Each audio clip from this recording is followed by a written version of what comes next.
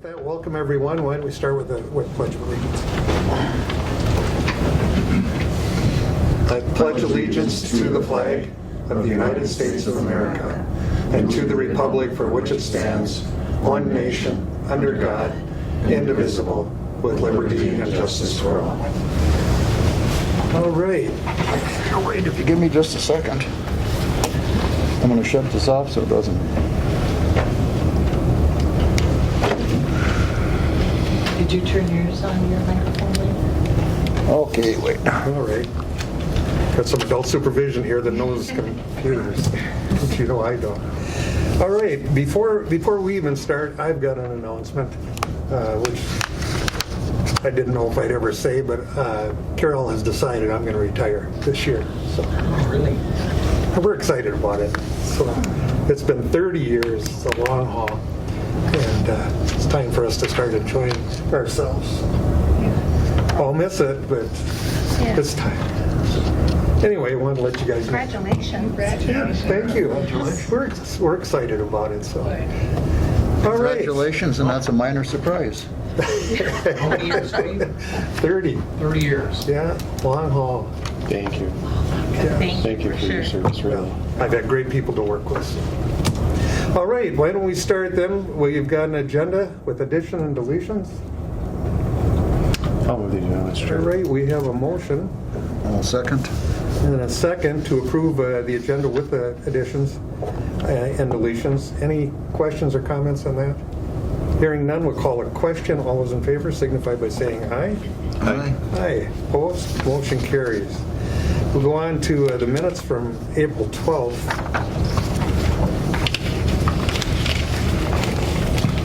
Again, I'll move the minutes, Mr. Chair. All second.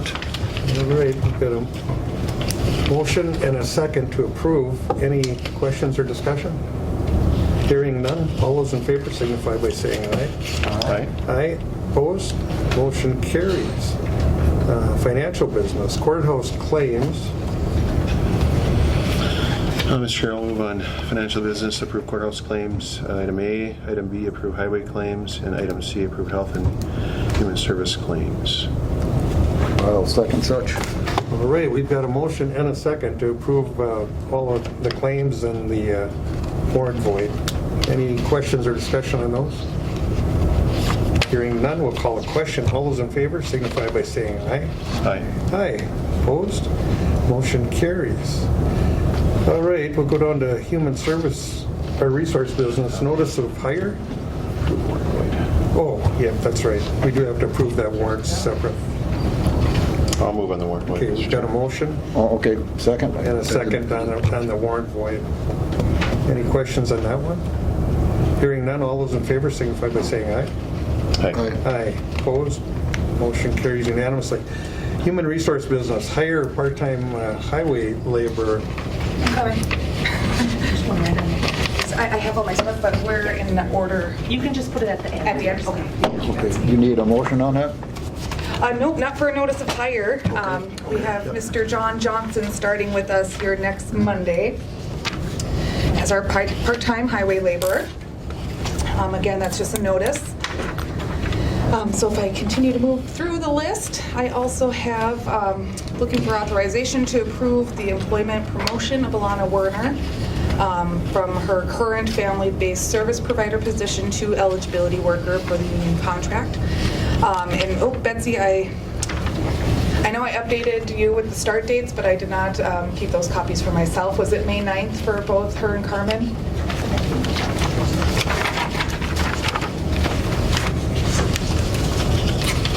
I believe it's May 9th. I'll find it. Yeah, so the start Okay, of John the year. Johnson is May 9th, yes. for May 9th, Alana. yes, for Alana. She's promoting to the eligibility worker.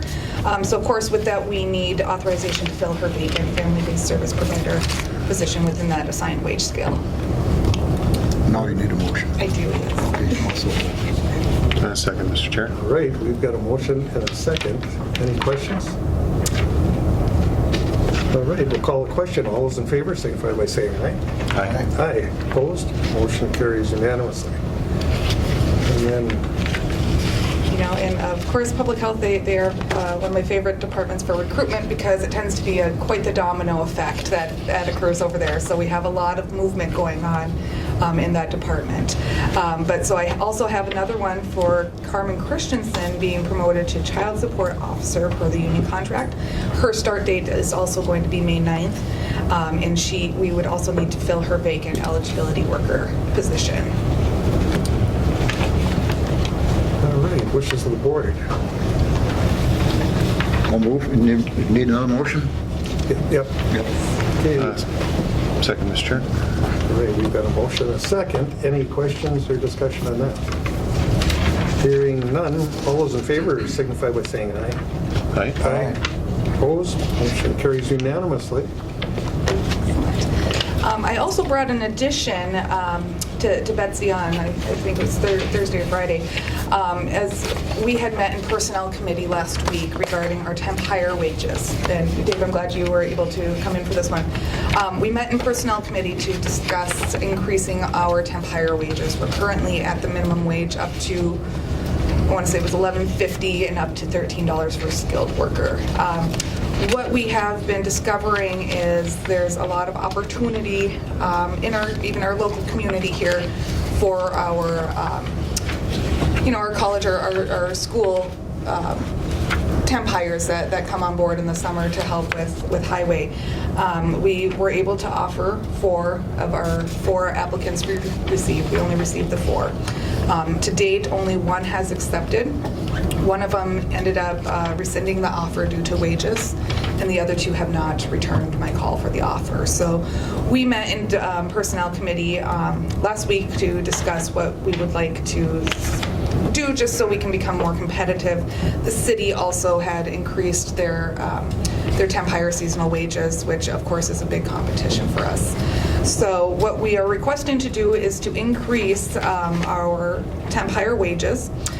So we're looking to increase it from the minimum wage up to $11.50 to a range of $14 to $15.50 per hour for the non-skilled worker and up to $16 per hour for the skilled work.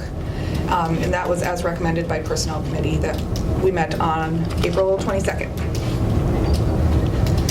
I think I covered it, Wade, right, Dave? That sounded like the meeting I was at. Yes. And that was the conclusion. Yes. We also looked at other counties. I think we looked at Lake of the Woods, Beltrami, Lewis. and I think they were 15-something what starting. So these kids have a lot of opportunities. And, this is a job to get them in here, help us out for 3 or 4 months, and then we let them go. So they, can't offer them really anything except for the wage. And if they have a choice, and it's around $3 an hour. Difference. And actually, the one employee that rescinded our offer, she's actually going to school for civil engineering too. So, this is great opportunity for her to have some experience and exposure to that field. So we were really looking forward to getting her starting. I'm hoping with the increase in wage we'll be able to salvage that, but we definitely wanted to bring this to board because we are definitely seeing the effects of it. So maybe she can come back when these gentlemen retire. Yeah. Me. My phone rings anymore. Everyone's retiring today, it seems like. Right. All right, well, back to the board. I would make a motion because if we're going to hire good people, we're going to have to pay. Motion by Wayne, Second, Mr. Chair. second by Jason. Any questions? Any other comments? Nope. I'm very appreciative to the board taking this into consideration and authorizing it. I'm very excited to call our applicants and inform them of the increase. I'm very hopeful that the one that had rescinded, I'm hopeful that she'll come back around now. So, Dave, I will let you know the outcome of that once I touch base with everyone. So thank you guys very much. All right, thank you. We have to vote, don't we? Yep, you do. Getting ahead of myself. Yeah, wait. Pardon? We have to vote. Yep, I was just waiting for everyone to be done. Okay. Well said. Call a question. All those in favor signify by saying aye. Aye. Opposed? Motion carries. Thanks, Thank you Jim. much. I thought with less of us here, the easier, but it seems like it's. Okay, we're sponsoring, what is it, the snowmobile? Yes. Cross-country ski and ATV grants for fiscal year 22-23.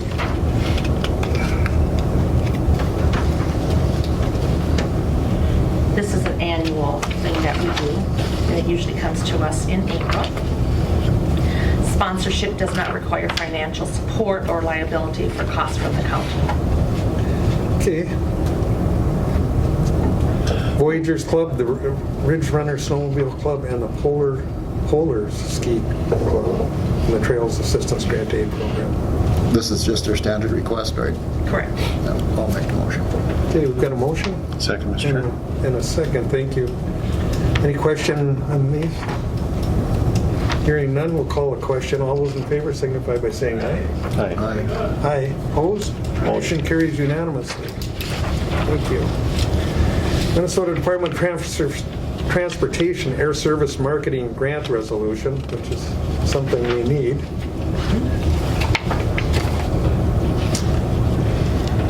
And it's something we've done almost every I year. think we've got Correct, yes, and we're Oh, we've got we've got a new member Yeah. with adult supervision, no less. Okay, where you at? We're on item 5. actually, we're on 6. We're on 6, Under yeah. county business. The Minnesota Department of Transportation Air Air Service. Service Marketing Grant That's right. for the airport.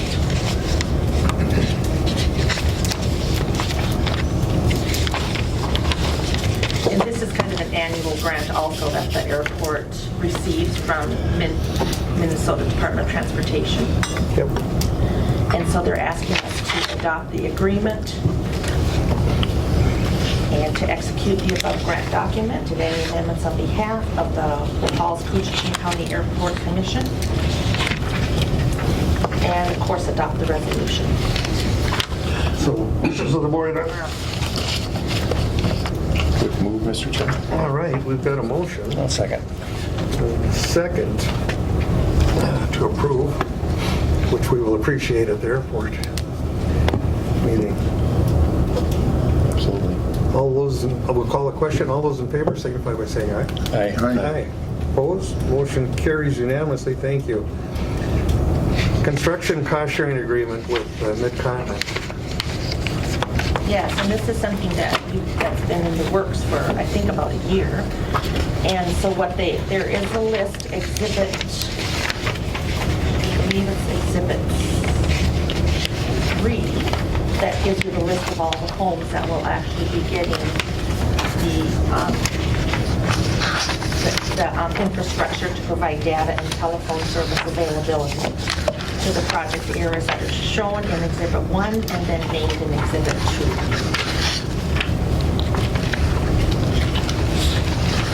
It's over 5 pages. Yeah, residents. That's all. It's quite a few. That's great. Mhm. Yep. I like the map here. What the territory.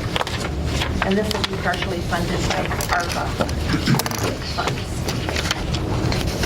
And I believe it's over a 3-year period, so it doesn't all happen in 1 year. It happens kind of, there's like 3 phases to it. And we were approved back in, let me see, 2021 in December. There was an approval of using the American Rescue Plan funds for this project. Well, I think it's a good cause, that's for sure. Yeah, definitely going to help. Surely appreciate all the folks that were involved. You run that committee. Yes, sir. Yes, sir. Many folks before and after have been there, and they were keeping the ball rolling for quite a few years now, actually, 7, 8 years, and that this has been kind of talked about and worked on. So, you know, seeing some good results, very good results. So, appreciate everyone's work on that. Carol and I are still kind of on the telegraph. We've got a dead spot right there. She has to walk out on the deck or just get it just right. But anyway. All right, wishes of the board. I'll move, Mr. Chair. We've got a motion. Mr. Rady? Second, Mr. Chair. We've got a motion and a second. Any questions on this? Comments? Hearing none, we'll call the question. All those in favor signify by saying aye. Aye. Aye. Aye. Opposed? Motion carries. Land and forest business. Would you mind taking care of the additions of the county business center additions? Well, yeah, we can do it now. Yeah. 1 and 2 are both county business. All right. Sorry, Nate. We'll move to that then. Approve a letter of support for Voyageurs National Park. Yes, and this is a letter of support, and then we need the board chair signature for the $6.2 million funding request from St. Louis County and the Voyageurs National Park Clean Water Joint Powers Board. And, We talked about it at our park meeting. okay, you have some details on this, if anybody needs it.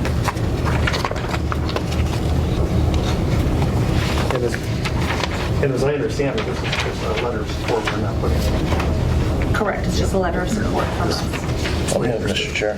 All right, we've got a motion I'll second. and a second to approve the letter of support for Voyageurs National Park Clean Water Joint Powers Board funding request. Any questions or discussion on that? Hearing none. All those in favor signify by saying aye.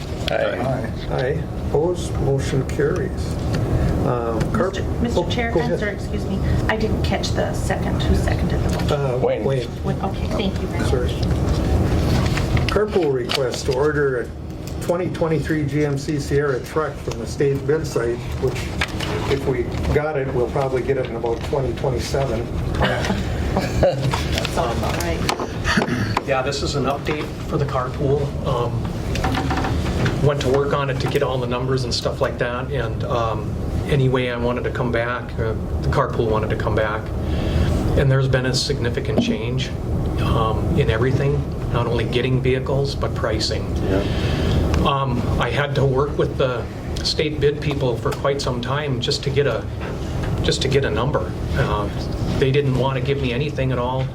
They didn't want to commit to anything until here just, I was told in April that they would have some finalized pricing at that point, and so I waited for a while till the end of the month, and then I contacted, and by golly, I got a response to them, and they don't even quote vehicles much anymore. They give you a number as to a number not to exceed is what they're doing now. And so I did get those numbers. It was well over a 5.5% increase on it. And the quote that I gave you when we originally talked about getting this pickup was $34,669.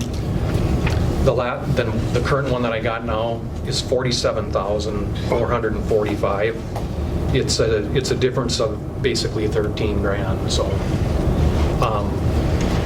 What is that, 20? this is going to be for 20% 2023, a 2023 vehicle as well. 22s are done with, and we have a very small window to order this rig. All said and done by May 26th. Yeah, they moved the starting order date back to May 26th. After that, it's all done, and they're moving into 24s. And so it's crazy, is what it is. But I don't know what else to tell you.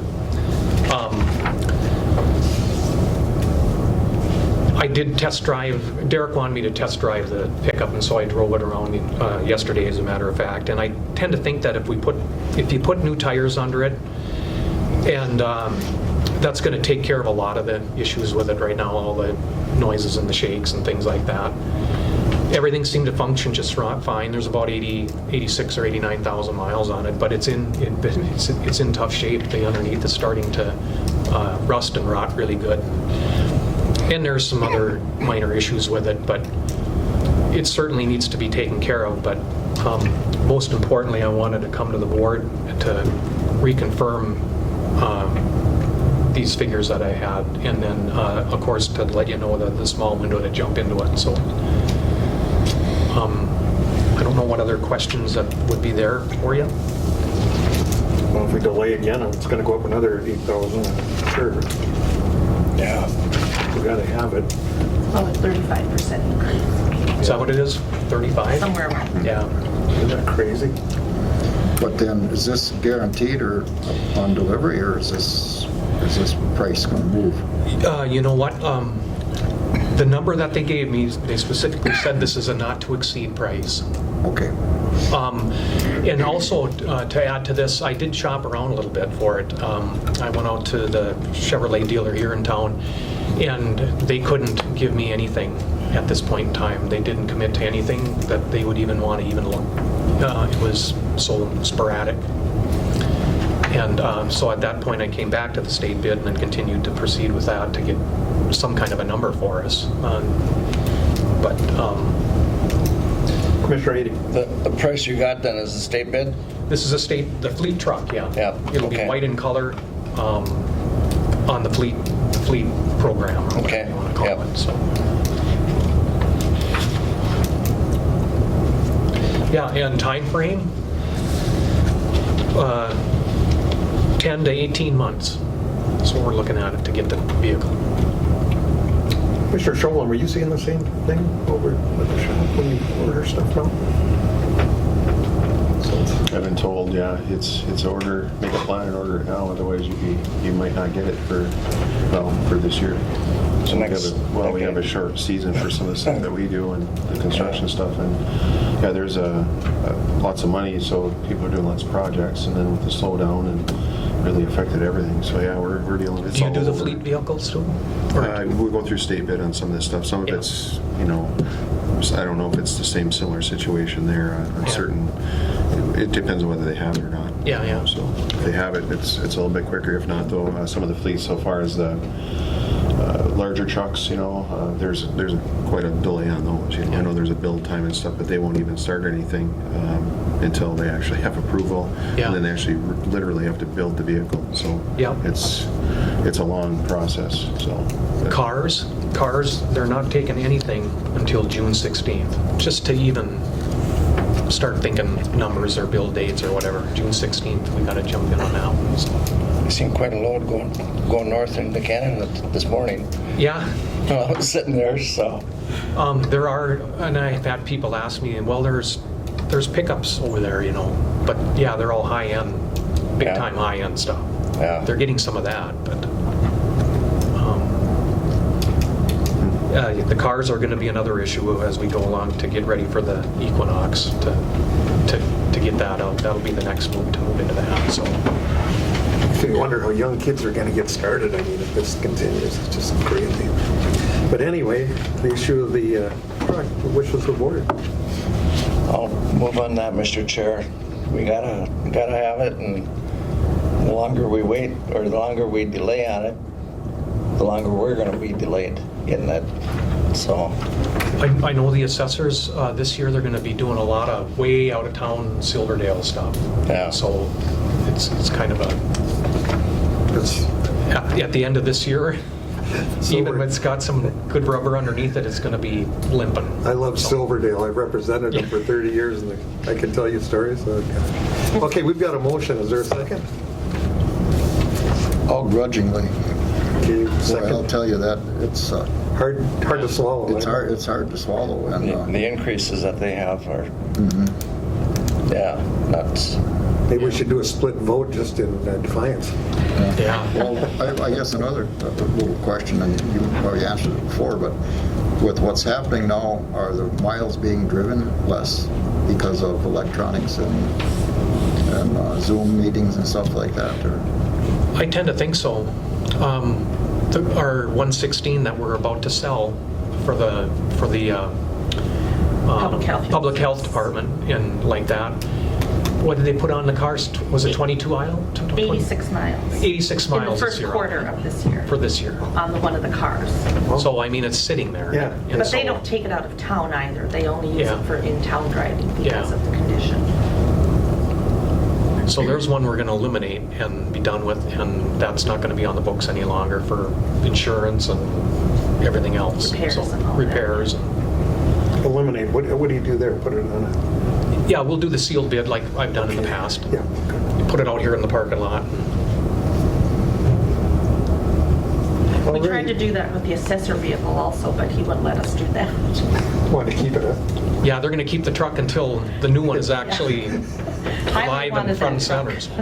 center. Just one quick thing, is there any consideration of personal vehicle use where if we needed to do that for a short time? Or? You know, I actually brought that up to Betsy. I don't know where the motor pool is heading in the future. Maybe there's some thought process there to figure in some kind of personal vehicle use for some things, and maybe even trim the fleet even more. You know, it's an idea. The other thing that I thought, I don't know what it takes to get Canadian vehicles in. I don't know anything about that. I've never researched it or anything like that, but certainly an option. You save 30%. Yeah. I think that would be used. I don't know that you can buy brand new. Right. So This has been a long time, but back when I was logging and using vehicles, I bought a lot of stuff out of Canada because it was considerably cheaper.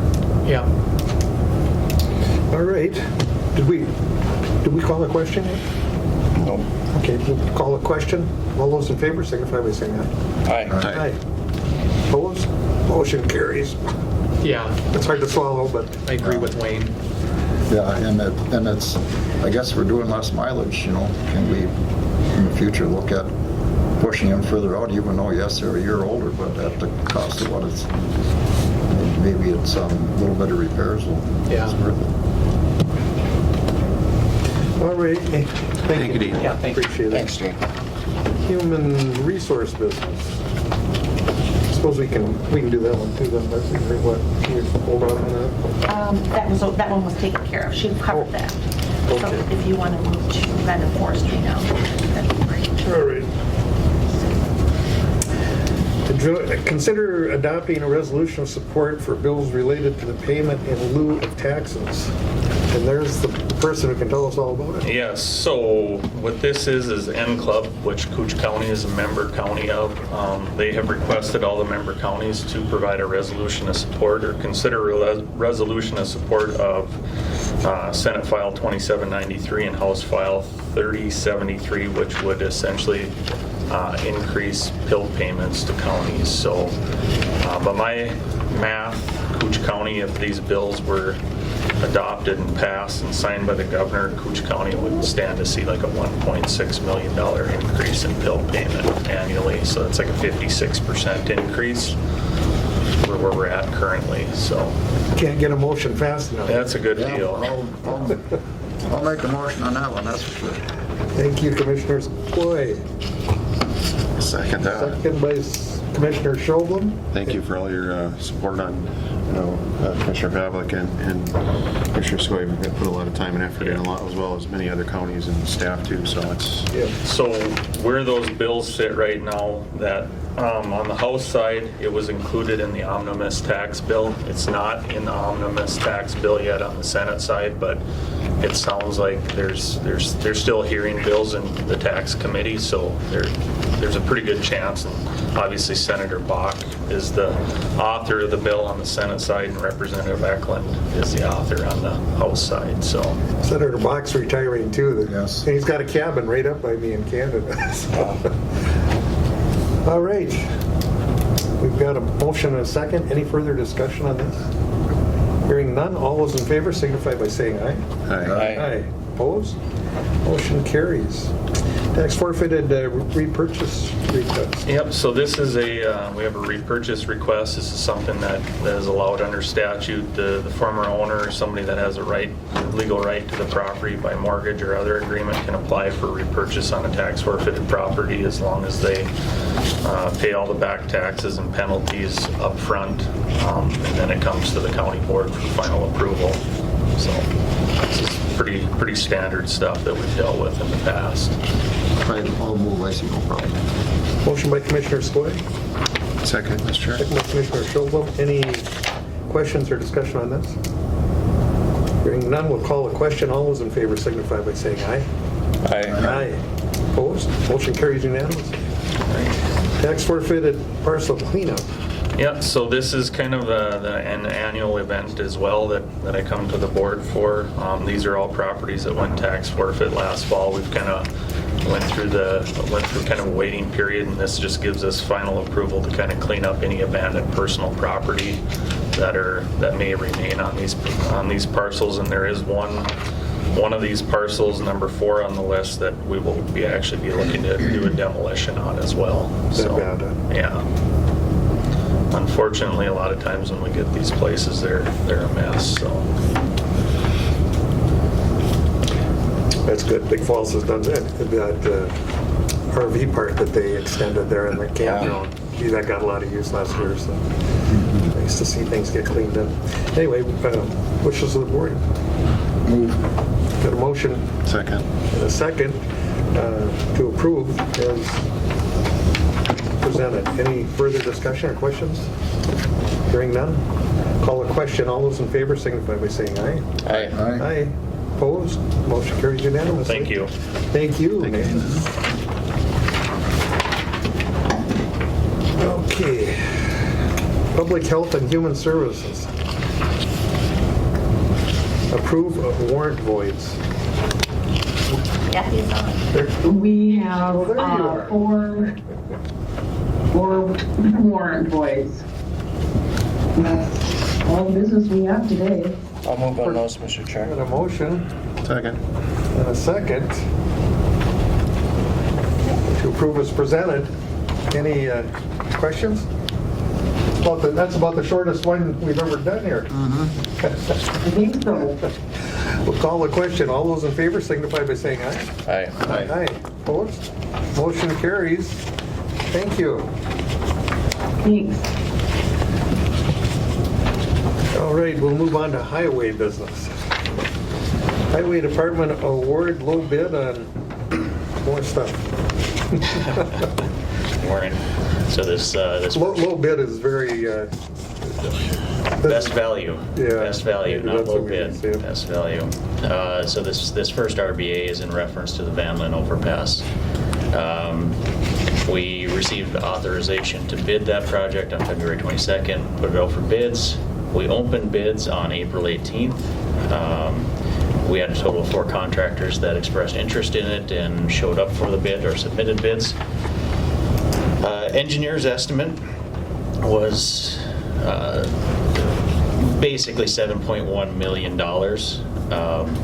The low bid slash best value to the county was KGM. KGM came in at just about $7.8 million, approximately 9% over the engineer's estimate, which we kind of figured was going to happen with the way that prices have escalated even over the last couple months here. We saw the major drivers were steel and concrete. That equaled about $800,000 in additional pricing. So we would recommend awarding this project to KGM for $7,798,451.18. $3 million is coming from state bonding. Approximately $300,000 is coming from CN, and then the rest would be our state aid construction funds. So with this overage, it would affect our 5-year plan. You know, there would be a project or 2 that would drop off. Just wanted to make the board aware of that. Just a quick question. Do they readjust the amount that we receive for CASA when there's fluctuations like this with the prices of construction costs and fuel and et cetera? Yeah, so on a yearly basis, they do. You know, they give us an increase of, you know, it might be 2%, might be 3%, but mid-year they don't. They don't, okay. We can advance encumber. You know, we can reach out to 2023, fiscal year 2023, Right. pull funds back if we needed to. I don't see that being necessary at the moment. And we had quite a bit of funding left in our account. You know, we carried over. Right. And that's the person in the state said, you need an advancement. He said, no. We thought the board usually doesn't like to do that. Well, percentage-wise, it's less percentage than the last deal we dealt with. Everything's going up, hard to keep up. Yeah. Wishes, do we have a motion? No. Wishes of the board. I'll move on that based on as late as I was this morning, so. Before it goes any higher. Yeah. All right, we've got a motion by Commissioner Ady, I will second that. second Mr. by Chair. Commissioner Schobel. Any questions or discussion? Kind of a depressing day seeing all these go up. On a positive note, we look forward to working with KGM on this project. Yeah. We've always had great success with them in the past, so Yeah. I expect that to continue. Well, I'm sure their costs are going up too. Yeah. All right, we'll call the question. All those in favor signify by saying aye. Aye. Aye. Opposed? Motion carries unanimously. Thank you. Okay. Receive quotes for a CP project. Yep, this is CP 2022-03. This is our annual striping project. We're looking at, let's see, roads, CSA 5, CSA 6, 8, 20, 31, 77, 108, and 332. Engineer's estimate brings it in at about $49,000. It's in the vicinity of what we typically pay. I think in years past we've been up around the $60,000, but this year we're doing a little bit less. So yeah, we would like to receive authorization to bid this project. All right. Questions from the board? Okay. Got a motion? Yep. All right. Second. We've got a motion and a second. Commissioner Schobel and Skoye. Any questions? Go ahead. How many folks do you usually have bid on that? There's usually two. AAA and Isn't it proposed? no, there's Shoreline a lot. Sometimes they bid. I'm blanking on the other. Okay, that's all right. The other one. This is for latex paint. We looked at potentially going with epoxy. Epoxy lasts a lot longer, but the cost. It's easier to put the cost into a project than it is our maintenance budget. All right, any other comments or questions? If not, we'll call a question. All those in favor signify by saying aye. Aye. Aye.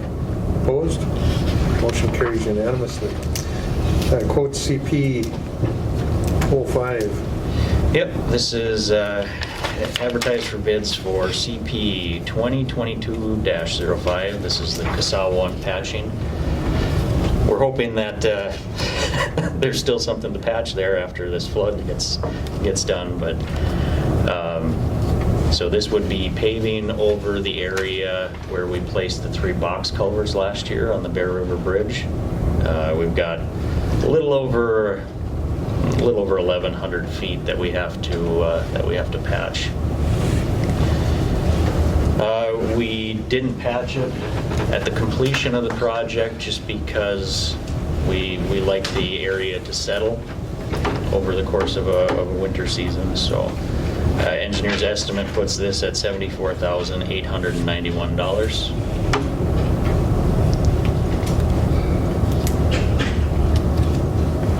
And again, we're looking at authorization to bid this project.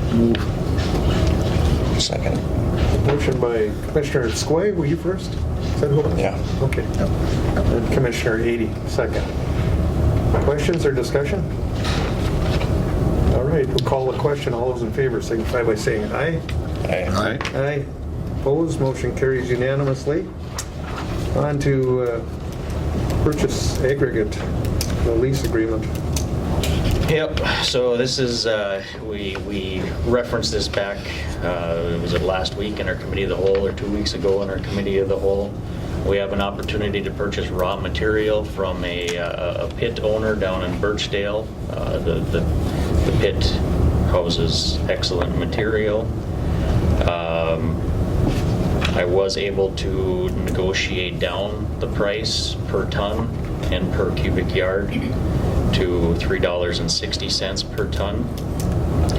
We would propose purchasing approximately 35,000 ton or 26,000 cubic yards of raw material to crush.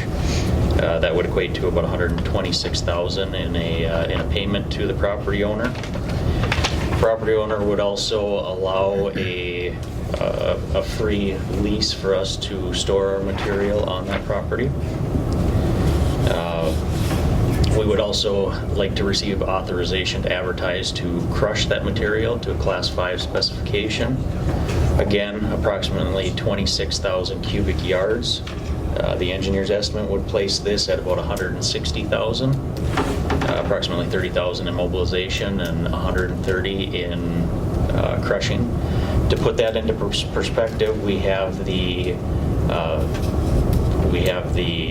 quarry out there, the Manitou Quarry. We last crushed in 2017. We used that material for the Minnesota Power Project. In 2017, crushing we paid $4.55, and blasting we paid $5.05 per cubic yard, which equated to $9.60 per cubic yard to have that material put up. That doesn't include mobilization, that doesn't include the clearing and grubbing that had to be done as well. At that point, we put up 35,000 cubic yards. We now have about 1,800 remaining out there. I'm sure the board knows that we had issues with that material, residents dealing with flat tires and whatnot. With this other material, we would likely not have that problem. There's more fines in it. So the Birchdale quarry, as well as this potential pile that we're going to put up, it would serve the Birchdale emolment shops. Probably last in the 15-year range, if not a little bit more. By then, we're going to be out of gravel. Yeah. The way things are going. Well, it's nice to have this option to purchase from a private party, Yeah, so we're not diving into our reserves. Need a motion? And essentially, it's the same cost as if we were to blast and crush at the quarry.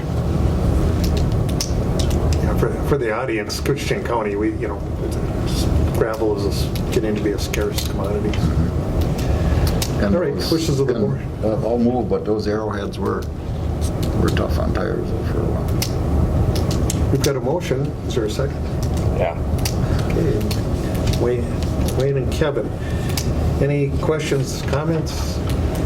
Thank you for working with them, and thank the property owners too. And certainly is a benefit. And this will all be used in their general area out there as well. Correct. Good. All right, we'll call the question then. All those in favor signify by saying aye. Aye. Opposed? Motion carries unanimously. Resolution of our IP agreement. I got a little ahead of myself on this one. Before we can reach the agreement, we need to award the project, which we just did today, and we need to get a letter of encumbrance from MnDOT. So this is going to be pushed off. It's just more paperwork that we have to go through, so I apologize for putting it on. I was hoping to get it in there to get this is the $3 million. Yeah. Just an extension of the. And it'll probably be next board meeting I bring it, and I'll have the money to bring it down. So we can just move that to next. All right. Okay? Yeah. All right, thank you.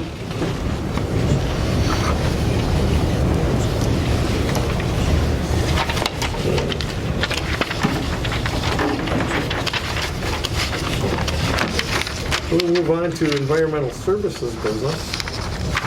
Morning. Got Mr. Mac Wendell. Welcome. How you doing? Well, thank you. Yeah, you're not done with us yet, though.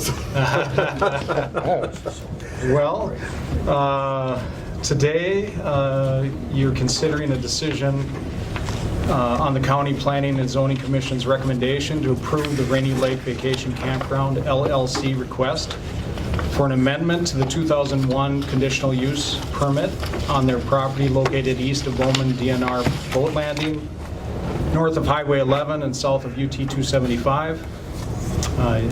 The applicants are requesting an expansion of the existing 30-unit RV campground by adding 14 additional RV campsites, with 12 being accessed by UT 275 and the other 2 RV campsites being accessed by Highway 11 East. I've included a copy of the existing conditional use permit, which included the 30 campsites that are now existing and accessed from Highway 11 East. The existing conditional use permit also includes 3 cabins and a storage building workshop, which haven't been built yet, but when built, the applicants have stated would be accessed by UT 275. The applicants have an engineered plan to connect to the Jackfish Bay sewer system, which they have agreed would be constructed by the end of 2023. We have reviewed the application and Minnesota rules which deal with environmental assessment worksheets and environmental impact statements. We reviewed the site density calculations with the DNR. The DNR confirmed that this is a non-sensitive shoreline area, and EAW and EIS would not be required by rule. So when you're considering this, a conditional use permit may be granted if the county board finds that the following criteria are met. And I have a handout that I'll give you to just review that again. Just want to make sure I get that to you one more time. I know you've received this multiple times, but we'll give it to you again. Let's see if I've got them here. Got one there. Oh, here we go. This one's here.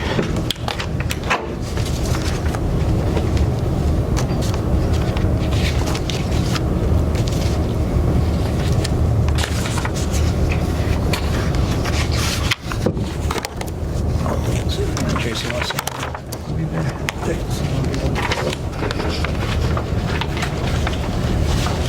Thanks, man. These are the 5 conditions that must be met in order to grant it.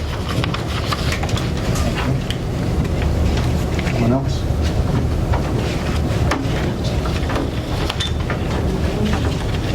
Can you hand them to- Yeah, sure.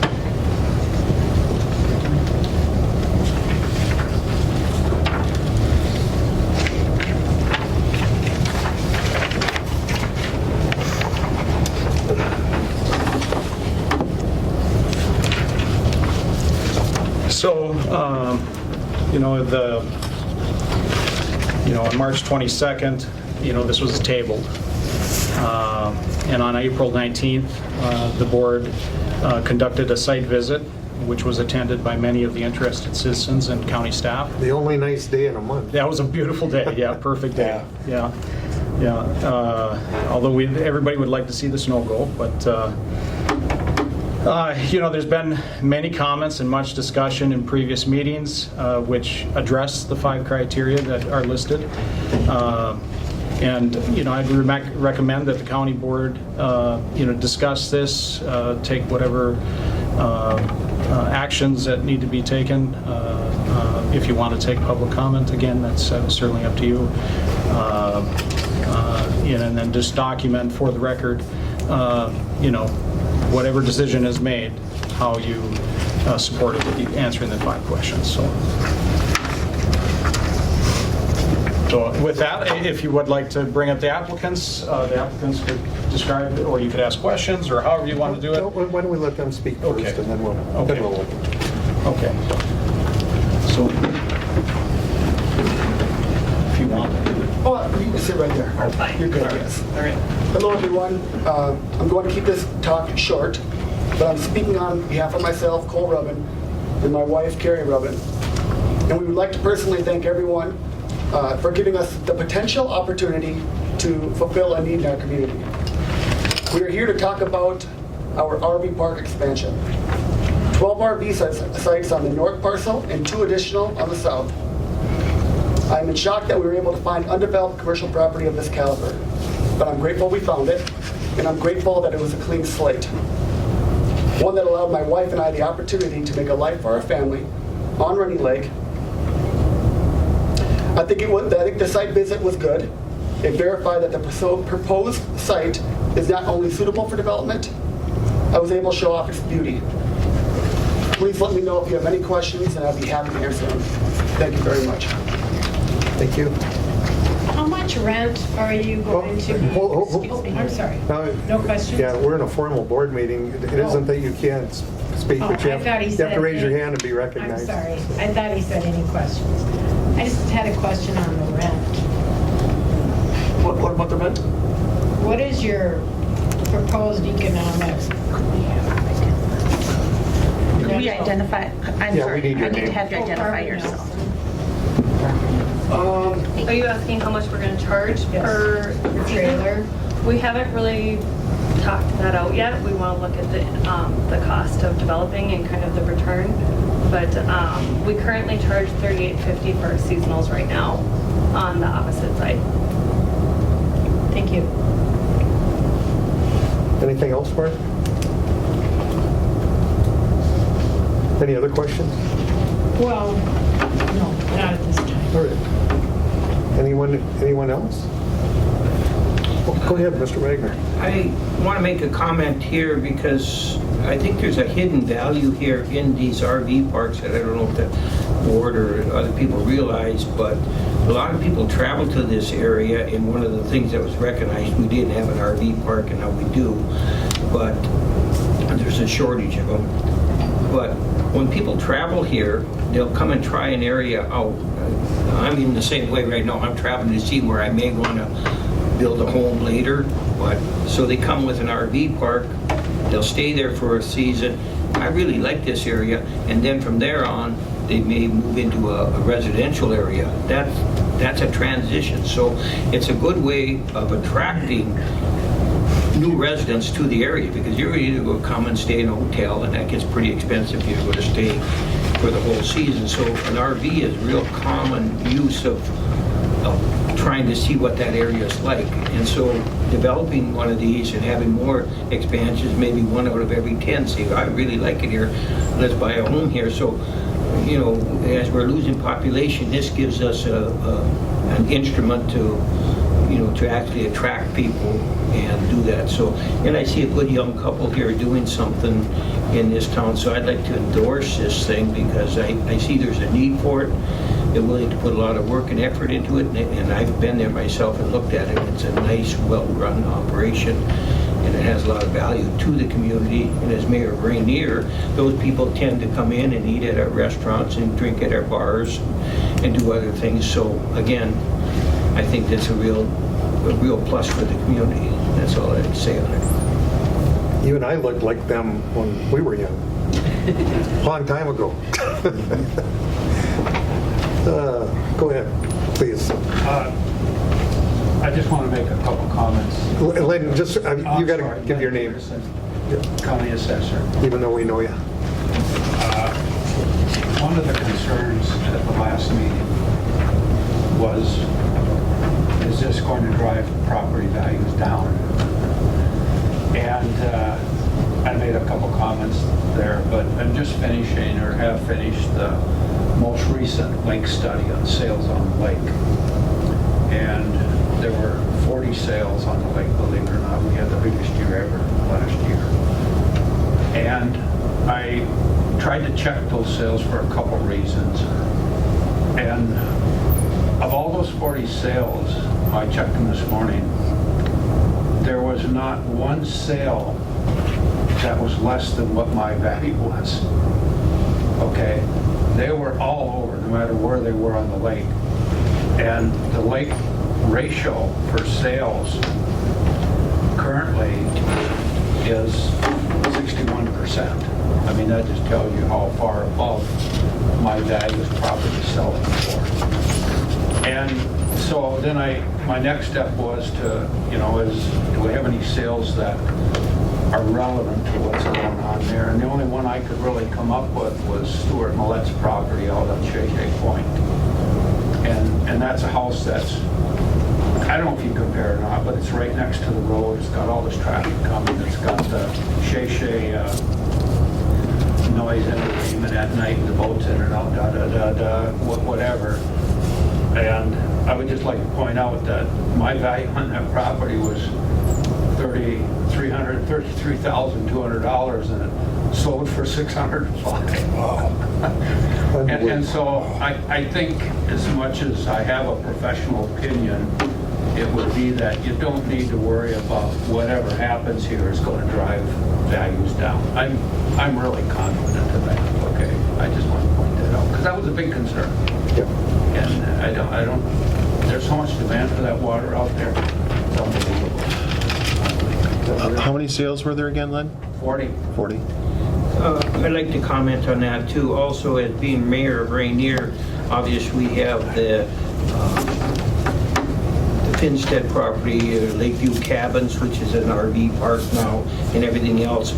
And the property values in Rainier have shot up 75%. The waterfront property has shot up 75%. So, and one of the houses sold right at Rainier Beach, which is less than a block away from there. So I've seen actually an increase of about 75% in Rainier. So the argument that property values are going down, I wish somebody could move in by my place so we get some of that. But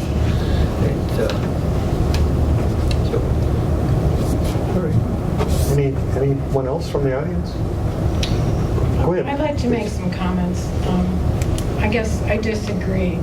We all did support the RV park, and we still do. But this development is completely different. These 12 are not an economic boom. It's already been said half of them are going to be townspeople that are already here. And I see that these 5 conditions, we have talked about this before, they've kind of been edited, Matt. The first and foremost condition of granting this permit is that it will not injure or impair the use and enjoyment of the environment, or be detrimental to the use and enjoyment of other property owners in the neighborhood. I accept your property value statement, that's fine, but the rights are basically going to be living in a trailer park. I don't think any of you would want to live 10 feet away from a trailer park. If you put yourself in their position. Then the next thing, there were 2 contentious meetings with many neighbors attending. They brought up these issues: fire safety, unsafe road. The site visit proved it. They're bringing massive trailers on a road that's barely 20 feet wide. It cannot be reinforced. You can't pass. They're going to stand in the road and stop traffic. The noise and light issues were raised. Environmental issues. Clear cutting the trees were raised. The increased boat traffic. All of these things were raised by contiguous neighbors in the community. And I called the county, and so this goes back to condition 1 of granting the permit. We talked to the county attorney's office and said, is the county commission or planning commission, are these guidelines to be followed? Or are they legally bound to follow every one of these 5 conditions? They contacted us back and said, you're legally bound that all 5 of these conditions must be met. Well, you have a property owner right here who's saying, I don't want to live next to a trailer park. 10 feet from my property is the proposed roads, clear cutting that. There's been no talk either of building some kind of replacing trees, erecting landscape to mitigate the noise, the lights. Everything is just like, well, this is great. It really has an adverse effect. Not your trailer park. We support you on that. This addition is not in any way, shape, or form, I think, compatible with the environment with the rights as neighbors. I mean, these meetings were, people were very, very, very upset. And over the course of this, a lot of people, well, let me just say this. You are bound to follow it. Obviously, even the first one has not been met. So if the rights decide to pursue this legally, the rest of the Bay community is going to join them and contribute financially to seek an injunction if that's the only recourse. Nobody wants to do that, but that is an option. And, you know, again, and there was nothing said about mitigating the noise, the landscaping, and clear cutting that beautiful area. That's not compatible with the environment. The original use of a single-family home and 3 cabins, and I also know that the Rubbins said, well, that's going to cause, we could build huge cabins and rent to a lot more people. Good, do that. We all supported that too. What we didn't support is a dozen trailer pads thrown up, clear cutting the entire area, the noise, the lights. There's so many things to consider here, and you have been very successful in your trailer park. We all support that. There was also a large area of trees there that mitigated all the noise and the lights. This is not the case here, and I've talked a lot with the neighbors here who are really impacted. So it just really surprises me that we're all sitting here again reconsidering this permit. And Okay. I thank you for your time. Yep, thank you. Is there anyone else of the audience? Go ahead. This is Mary Pulowski. Wondering if I could say a couple, or ask a question, actually. Yeah, hold off for just a second. Go ahead, I Matt. just want to be clear, it's not an application for a trailer park, it's an application for an RV park. So that's one thing that's being misstated here. That Sorry, statement. That's RV important. park. Yes, yeah, thank you. Just Now, I don't know who was first here. This gentleman had his hands up, so we're going to go to him first, and then we'll come to you. And I don't know who's on there. It was Mary Pulowski. Okay. Yeah, no problem. Okay, thank you, Mary. So go ahead, Who's please. this gentleman? Andy, right? Okay, thank you. A lot of this is going to already talked about, but section 511 lists those five conditions. The Planning Commission did not answer any of those conditions. They didn't respond to any of them specifically. Those that supported the campground did so based on economic development, and they live more than a quarter of a mile from that campground.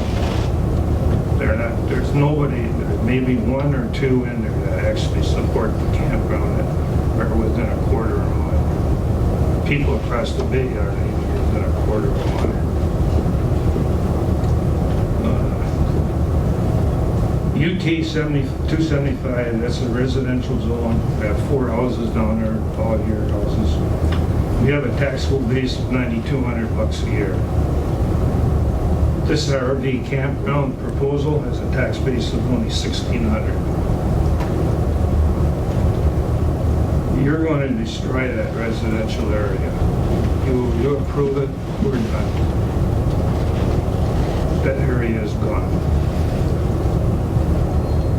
Section 455, 11B, this is in your zoning ordinances, that states, when available, the sanitary stations shall be connected to a municipal sewer. They're not. That's a violation right there.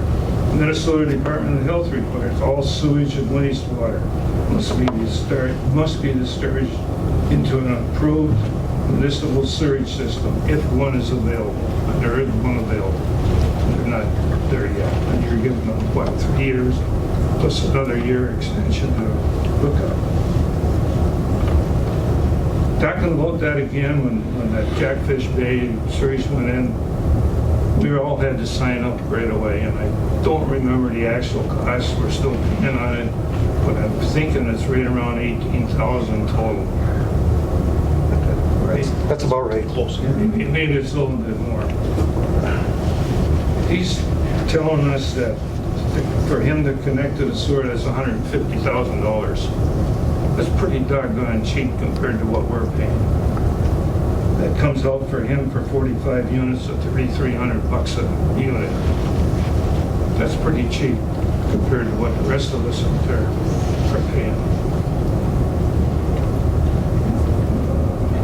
I think right now, because I got a friend that actually built a house further up the lake. He moved in last year and he paid well over $20,000 just to hook up to the sewer with one unit. And you told us that the county board has not or do not usually overrule the zoning commission. I appreciate that. That's a good policy. Provided the zoning commission follows the rules as stated in the county zoning ordinance. And in this case, they didn't follow all the rules. Something came up that they didn't agree with, or they didn't want it, they say, well, that's somebody else's responsibility. That's a different agency you got to deal with. There's 5 rules in there that they're supposed to follow, and they didn't do it. All right. Before I go to the lady, Matt, maybe you want to respond to that? I mean, I'm not quite... Well, the planning commission was provided the same information that the county board was provided. The 5 conditions were read out loud at the planning commission meeting. They discussed all of those issues related to every one of the 5 questions. And so, today the county board will also go through the process, and it's my recommendation that they document the 5 questions to make it clear, to make it easy for everyone to understand, and I think that's the intent in this process. So, good. All right, I want to. What was her name again? Mary Pawlowski. Oh, Mary, can you hear us? Yeah. Okay, you're on. Yeah, I just had a couple of questions, and I'm not sure when the right time to ask it is, but maybe it's after you make a decision. But my question is, I know when we went out to look at the property and the expansion here the other day, one of the things you were looking at was possibly to make some conditions. And I was wondering, excuse me, what conditions you considered, if you considered them. And then the other question I had was, did anyone drive the road? Like drive it? We walked it, but did anyone actually drive it and meet each other so that you could mimic what was going to happen? Matt, I'll let you answer that. did anybody drive the road? So she's wondering if we had 2 vehicles going. Yeah, have 2 people meet on the road, like what will actually happen? Yeah, so I don't know if any of the county commissioners were able to drive the road that day, although I think some of them, I'm sure, have driven the road. Whether or not they met anybody, that's a question that I couldn't answer for them. But we did have our highway people out there, and certainly maybe that'd be a better question. Well, I mean, David. I guess it's been stated that I have stated that road is not suitable for commercial traffic. Yeah, you're... You have to speak up there, Dave. Here. I think it's been stated that I have said, this is Dave Reimer, County Engineer, that road is not suitable for commercial traffic. I stand by that statement. That roadway is only 13 to 14 feet wide.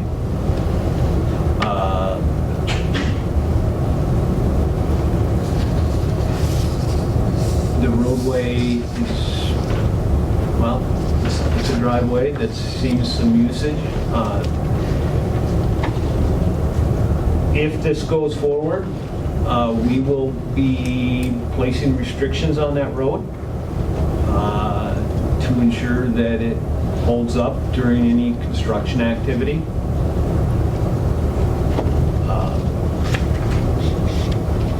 But it is a county road, and it is open to the public.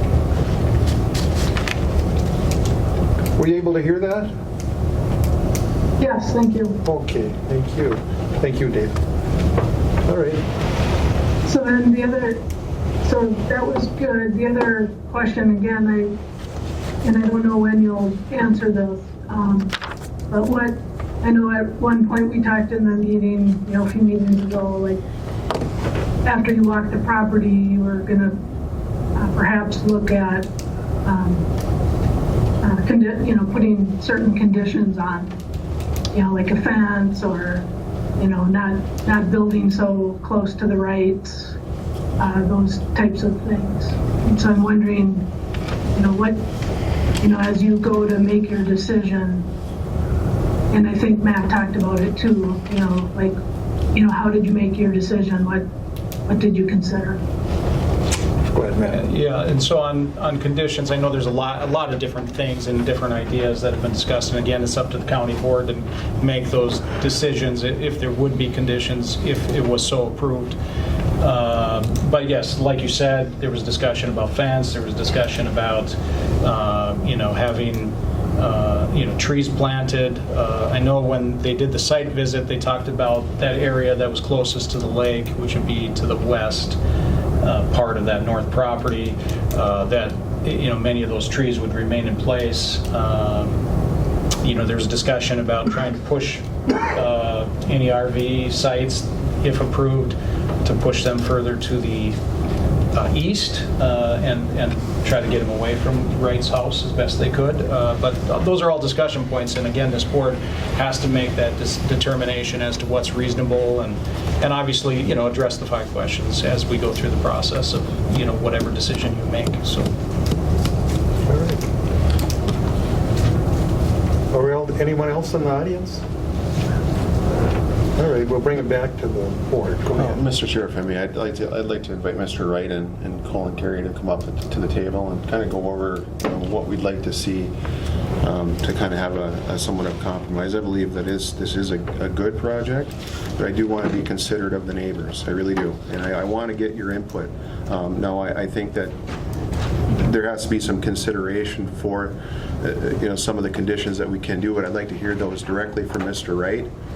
He is directly affected, and that's, I guess, what I would like to hear from him, is just to see what would be appropriate for him to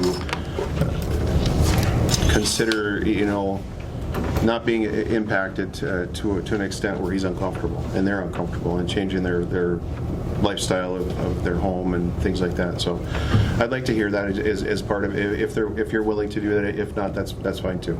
But it's just an invitation to kind of get through this here. Either way, you've got to be neighbors. Whether this happens or doesn't happen, you're still going to be neighbors. Whether this happens or doesn't happen, there's still going to be traffic, and you're still going to have to share the road.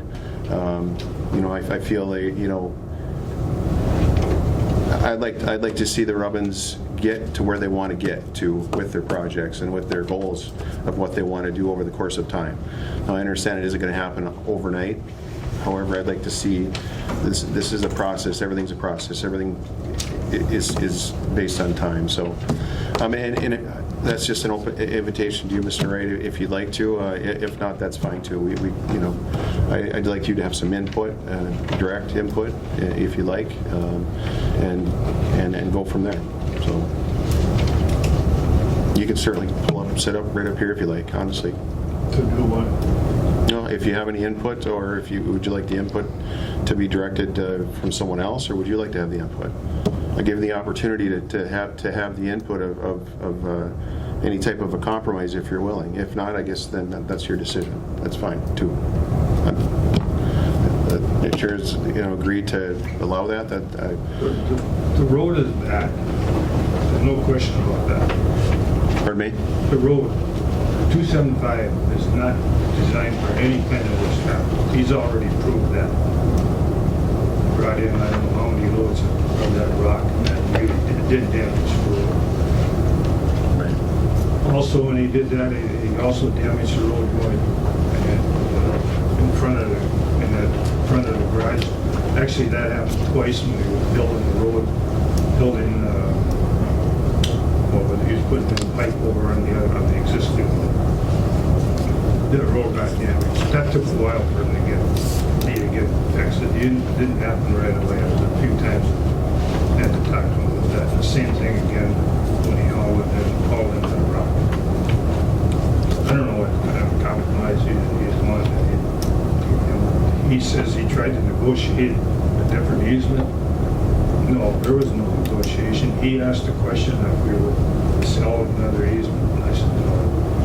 Actually, I came along with the point that he knew that Mary Beth wouldn't do it, and he knew that Joel wouldn't do it. He said the only option would be for me. And we said no. And that's There's an easement right through across the property from Just for the record, Mary Beth wasn't asked. 275 south. There's about 170 easement, 85 feet on mine, 85 feet on Joel's. Okay. Easement through there. Changed that easement. We made it worse. So there's no option for the road then otherwise, so if this is pretty well kind of landlocked, huh? So as property owners, you would want to see the road improved? I met him. His first thing, well, I'll tell you. But I just want to know, if we have to use UT 275, and the county has to upgrade the road, say there's a lot of usage there, the road gets beat up, it's not in good shape, would we be able to gain any easement to widen the road to make it safer? I mean, that's the question here. From 275 that runs east and west, there's an easement from that road south. That's to Joel and to me and to Cole. Okay. That's an easement. That's on our deeds. No question about it. That's a 40-foot wide easement. Okay. Well, I don't know what kind of an easement they've got coming down from 275 and south. Well, I think we want to be safe, there's no doubt. I mean, you got to consider the traffic either way, and if the traffic is the only issue or one of the issues, I think that would need to be addressed with either this CUP or the existing CUP. At least on the county's part of it, I would certainly think we want to have a safe road, right? We want to have a safe, passable road. I mean, we don't want residents having issues with, you know what I mean? I mean, right now, we have what we call a prescriptive easement.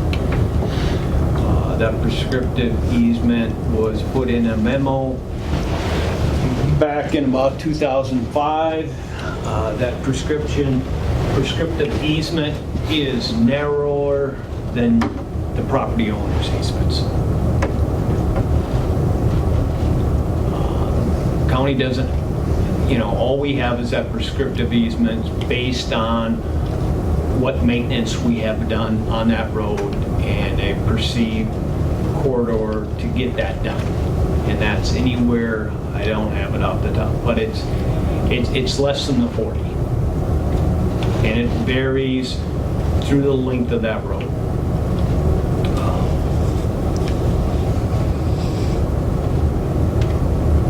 So right now, if you ask me, what can we do with the road? First of all, we got to have a place for the road because it isn't wide enough.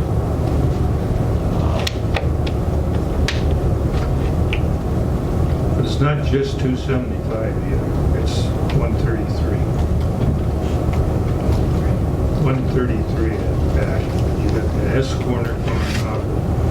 Yes, and we have slope to the east. And we have targeted some funding to upgrade that road, 133, the county road. When we'll do that, it's basically the wishes of the board, but we do have it, and we will have the funding to upgrade that. 275 was never in there. I have two concerns with 275.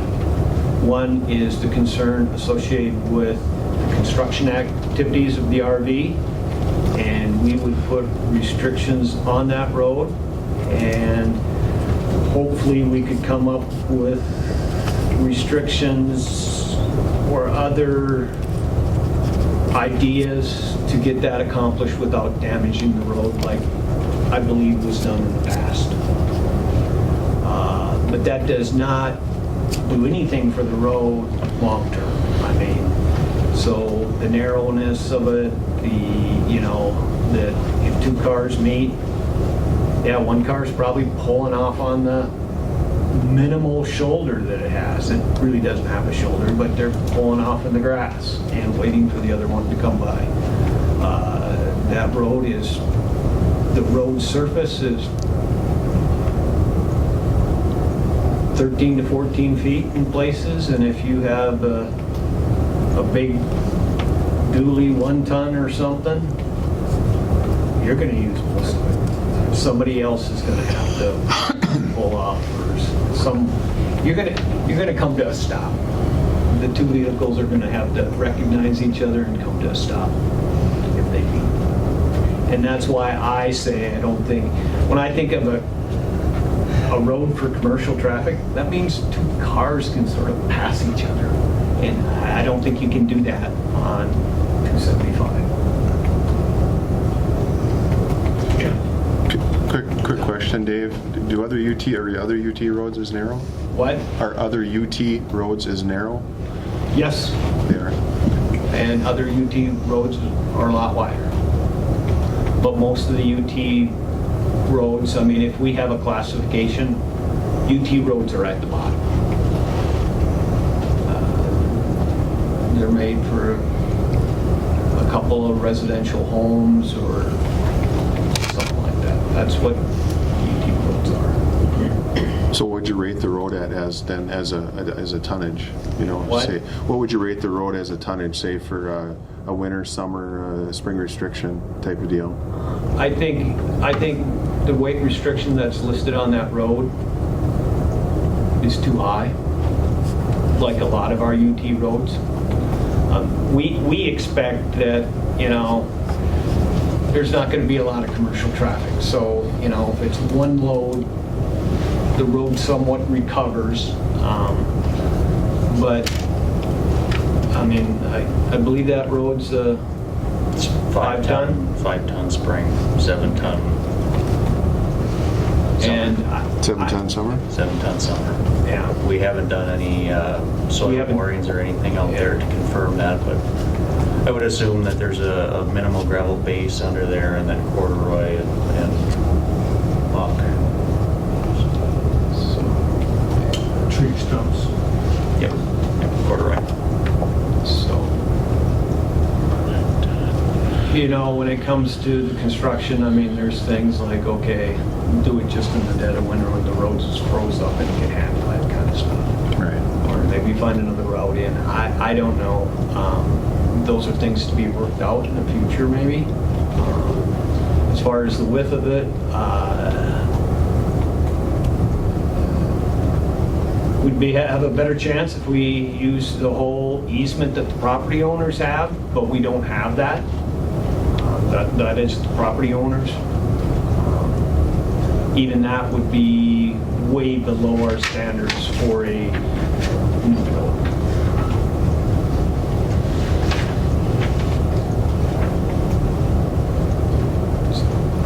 You're talking about between the garages there, correct? Well, between the garages, I mean, the whole thing, I mean, if you really should have a 20-foot surface on a road that you're going to have commercial traffic. And we're well short of that. All right, any other, okay, go ahead. The other thing, of course, is the road that's going right along the property line. Yeah, we can do that and everything. That's actually a road. It's not a driveway. I understand a driveway can go next to a property line, but I don't know, I got kind of the impression that a road itself has to be away from the property line. And there, most trailer is that first trailer that he's putting in, and I know you guys keep saying it's not a trailer, but I look over there and that's basically all I see is trailers. I don't really see a real RV over there. But anyway, they're going to be right outside. That first one will be right alongside the east end of our house. 2 bedrooms. First one will be right there. And then from then on, I don't know how many. We'll start it off 14. I don't know where you are now. Whether it's 12 or what. That's right there. That's going to be. And then the other thing you got is it's drainage. You talked about a ditch and everything, but you got these RVs in there and everything else. You're not only going to just have water to worry about. You've got oil. You've got probably gasoline spills and everything. I don't care how well those vehicles are maintained. They leak. Any vehicle, you're going to have normally what you get off of any roadway. All right. Anyone else? You folks? If not, we'll bring it back then to the county board. Matt, you can come back up here.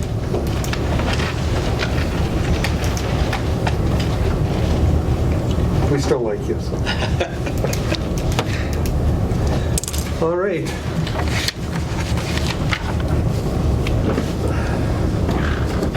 So I think at this point, we'll bring in some wishes of the board here. Do you want me to read the 5 conditions? Yep. Just read them out loud, just so then we can put that on record. So, and this is in the application for conditional use permit. Will the proposed use, and it's based on the ordinance, but will the proposed use conflict with the intent of the Koochiching County Shoreline Management Ordinance or other applicable rules? Will the proposed use cause any unreasonable adverse effects on adjacent properties? And number 3, will the proposed use substantially diminish property values within the surrounding area? Number 4, will the proposed use impede the normal and orderly development and improvement of the surrounding property for uses predominant in the area? Number 5, is the location and character of the proposed development consistent with a desirable pattern of development? So that's what's in the application.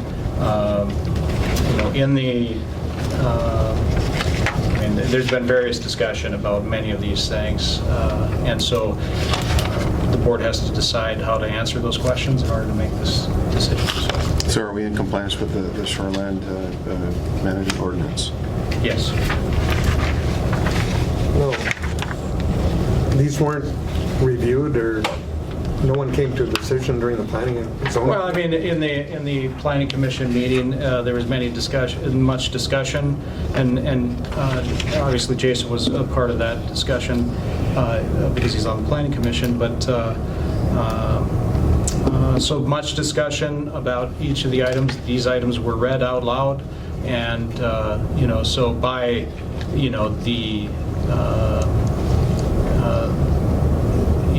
they discussed all these items.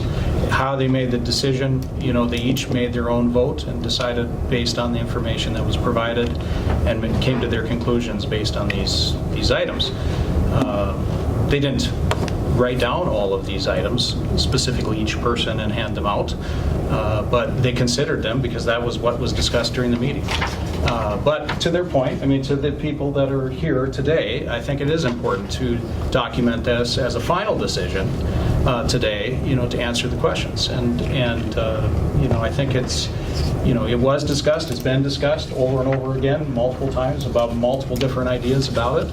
And so I think it's important for the board to go through these and answer the questions. So will the proposed use conflict with the intent of the Koochiching County Shoreline Management Ordinance or other applicable rules? No. If we're following the 50-foot setback or the 75-foot setback, regardless of that is our rule? That is our rule. Correct, of yeah. a 50-foot deal. Now, with the 50-foot comes a requirement of being hooked to the sanitary sewer. So that is, as long as they meet that criteria and still have their zone density met, they will be in compliance. Will the proposed use cause any unreasonable adverse effects on adjacent properties? Excuse me, no. Sorry. That was, This is where we had the opportunity to have Mr. Wright at the table with Cole and Carey, and he did not want to do that, okay? This is why I did that. This is why I asked that question, because the unreasonable word is what we're going to discuss here now, are these conditions unreasonable? So that's, I guess, the question that we have to answer. Are there unreasonable adverse effects on adjacent properties? I guess this is where I would have liked to have input. I understand the road width in the narrow. Well, that's actually a little bit further. That affects a couple of other things if you would consider that. So will the proposed use cause any unreasonable adverse effects on adjacent properties? I think without conditions, yes. That's what I think. I think that there needs to be some set conditions, and I think there needs to be some adjustments within the request. And I think those conditions would be a requirement to be met if they were to move forward. If they refuse to meet the requirements then of the conditions, then the CUP would be null and void. And those conditions, that's why I would have liked to have discussed what we'd like to see, specifically what we'd like to see to the adjacent property person that is right there is going to be directly affected. Now, I know you live across the bay. You're not directly affected. Okay, you can look out the window a different direction. You are right next door. You are going to have people going by your back garage. You're going to have maybe people sitting outside conversing. You're going to have a different atmosphere that Mrs. Nelson will not experience the same direct effects as you will. But your bedroom window is not outside. Excuse me, ma'am. Your bedroom window is not outside the next door neighbors. You are across the bay. You'll be lucky to see a headlight, okay? There are going to be some trees there that are going to be left. That's why I would like Mr. Wright to have some input. If that not be the case, I guess. I would like to have privacy fence there.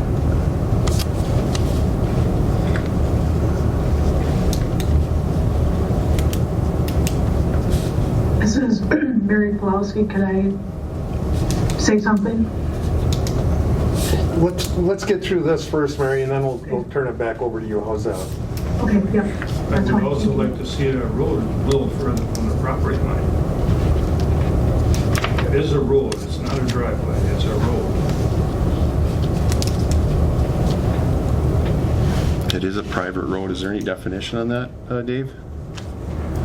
Is there any definition on a road whether it be a private road?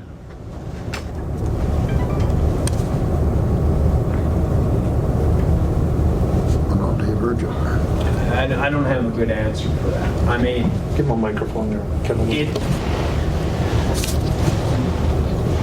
It's a road that basically, as it turns to the south, it's a road that serves 3 properties or maybe 4. It was a road that was granted, the property owners along that road were granted an easement when they purchased it for the development of it, so that they could share an access way.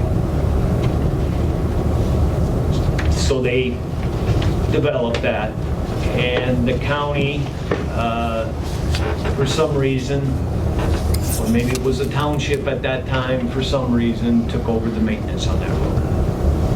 That's how the county got that road. Like a lot we don't have any easements per se that granted us that or anything. We just been doing it. So after so long, we own it. Is it up to our standards? No. Do we have a budget to bring all these UT roads up to our standards? No. So we accept it and do the best we can. Excuse me, David, you're talking about 275. I'm talking about the road that's running. I think you might have misunderstood. I was talking about the road on the private property. Oh. What the consideration of that being a road or a driveway, I guess, by definition. I don't know. I mean, The county doesn't maintain it, though. yeah, I mean, to me, it's to just access the different RV units, and if you want to call that a road, I wouldn't call it a road. I would call it more of a driveway or an access point. I mean, that's what that road's for, is to access There's certain individual conditions on that thing, though, on how wide it has to be. What? The ordinance says how, it tells you how wide that road has to be to service that. I think that is to a minimum. It's not a public road, so. I believe we have that information. I believe it was 20 feet is the minimum requirements. I believe they have 25. Now that gives a little bit extra room there on that property line above and beyond that 20 feet. That's what I believe that some of the emergency requirements are. Two-way or one-way or... That's the fire code. Yeah. I don't know nothing about. Or you allow parking or et cetera. Yeah, they have to have a turnaround. It has to be a certain width to turn around, so on and so forth, along with, reasonable access, to there and be able to get in there without, running into, a bunch of stuff too. So, and I think that the 25 feet meets that. So I guess you have a 25-foot road beginning at the property line, extending to the south, and then the lots begin for the RV lots. Correct? Would that be a correct thing to say?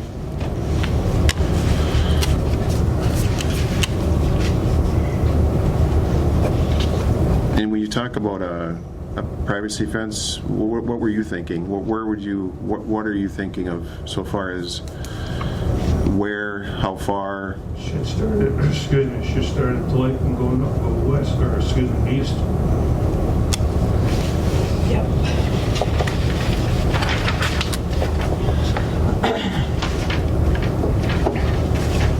The other thing that has been, I know he doesn't have any good plans on it or anything, but on that road or access road that's going to run east and west, it's got to be built up. Just to match the berm that's there now. That is a concern to me, because if you're going to run in and build a road there, you're going to bring a compactor in. Chances are you're going to have one in there that's going to be a vibrating one, and there's going to be damage. Well, I would definitely keep track of the construction and stuff, and kind of make notes of if there are damage, or if there were to be damage, if there any type of, whether this or another road was to be put in there to access the property. I don't know. I'm not an expert on the construction stuff. I know you dig it out, you put some good stuff in there so it stabilizes what you're looking to hold up. Right. Right. Oh yeah, I know. It's going to end up cracking basements. Right. Don't want to crack the basement. That glass. So you have some construction concerns. And of course, there's the traffic coming in there. I'm not sure, but I think these RVs are a little wider than the car. Well, they are. I believe the county got to be looking at that. I think we're going to have some consideration on improving that, at least having a siding of some sort. And I know Dave doesn't want to hear that, but I think, in the spirit of making it passable, the property, I guess this is how I'm looking at it. And I'm not looking at it for any other reason than this. There's going to be cars meeting on that road. Whether it be 6 months a year, whether it be 12 months a year, they will be meeting. That's a concern. That's a safety concern. The road isn't wide enough. Okay, now if this is going to be, if it is an issue, which it may be an issue, if there's somebody goes in the ditch, somebody rubs their car or something, well, it's a concern. Nobody wants that to happen. I don't want to see that happen. I don't think anybody driving the car wants to see that happen either. As an inconvenience, now I understand you can deal with it because everybody there. There's 6 of you living there, let's say, or 8 or whatever that are going on that road. Not much, traffic. Well, there is no other place for the road. There's no other place to go in with this road. The only other way to get them in there is by helicopter. They can't go around the other way. It would be super awesome if we go through their other adjacent property and go around the end of that water there. That would have been ideal. I think that would have been the best thing ever. But the DNR does make the rules on those, and we can't change the DNR. They make those rules and make them for good reason, too. So, and everybody has to abide by them. They can't that, I wouldn't say they're impossible to change, but they're very difficult. So We don't have wetlands in Koochiching County. Well, yeah. I Well, keep telling Matt that. yeah. I mean, and I think everybody's had a dealings with them in one sort or another. So, I looked at all these rules that they put on here. That's fine. The problem is, you make rules, somebody's got to enforce them. well, that's DNR put in that thing over there. Then they came in and they said they were going to put up a light. I don't know what they thought about it. I said, well, you can do it. I said, but put a shade or something. They've never put a shade on. great. Well, It bothers some people too. A lot of people like the dark. Well, I understand that. Maybe there can be some consideration for motion lights. I know that's kind of the dark park deal is you don't have a light on unless somebody's moving. You walk them by, you drive in, you got to have security, obviously, so you're going to have lights, but that's what a lot of what I see happening is you go into LED with motions or sensors or something to where they pop on when you get close. That's The biggest problem that I see with this ordinance that you've got is that you've got buffer from the highways, not from the county roads or from where I am, but on the state highway that's there, Highway 11, there's a buffer zone. Well, they have a lot more right away, that's for certain. Yeah. Sure, but what difference does it make? Pretty big difference when they have a lot more right away. Well, sure it is. Something like that. If you put a trailer park in, you got to have a buffer. Your ordinance says that. A buffer all the way around it. And we've got a lady, who was that? Can't on this for some reason. Who was it? Mary. Got left out. Let's, Mary, can you hear us now? Yes, I can. Okay, you're on. Yeah, what I was getting at when I was initially asking the question that I want you guys to answer is what conditions were considered. One of the things that I think would be just an ultimate great compromise, at least from considering the rights and the privacy and condition number 2, does it impair the neighbors, is to restrict the building from that right next to rights down through where UT 275 comes out. So I think originally on that plot they had 5 RV slots there. And when we walked that and got close to it, we could see how close that road is going to have to be to the rights. And I just think that there's the 2 major issues. One is the rights and how it's going to impact them, and then secondarily is the road. And in terms of the rights, I just really would hope that we could do something to compromise there. Like I said, move it all the way back to get rid of those first 5 there, so that when you come around the road on 275 and you start to go south to enter the property, then you can only develop to the left or to the east. And then the other thing that I suggested to both Cole and to the rights is to consider selling that parcel off that I just described to the rights, or perhaps to a consortium of neighbors. Mr. Chair. Go ahead, please. Could I ask Mary a question? Mary, Sure. So I know that in our discussion at the site, you had talked about the road, and obviously it's a concern for many people. But one of the things I think you had mentioned was that you'd be willing to work with the county on right-of-way. I just wanted to have that clarified. Yeah, oh, yes, absolutely. So, and I would like to correct the record. I think someone earlier, I don't know how long ago, 15 or 20 minutes ago, talked about at the rights, and Joel Johnson and myself were asked if they would sell, and I was not asked. So just for the record, I think only Joel and the rights were asked. And I'm open to any reasonable solution. And just to clarify, your ownership would take in the road going east and west pretty much. That's all pretty much on my rail. Yeah. And so that would, you know, it would still be the north-south portion, but at least you could address maybe the east-west portion with right-of-way. Correct.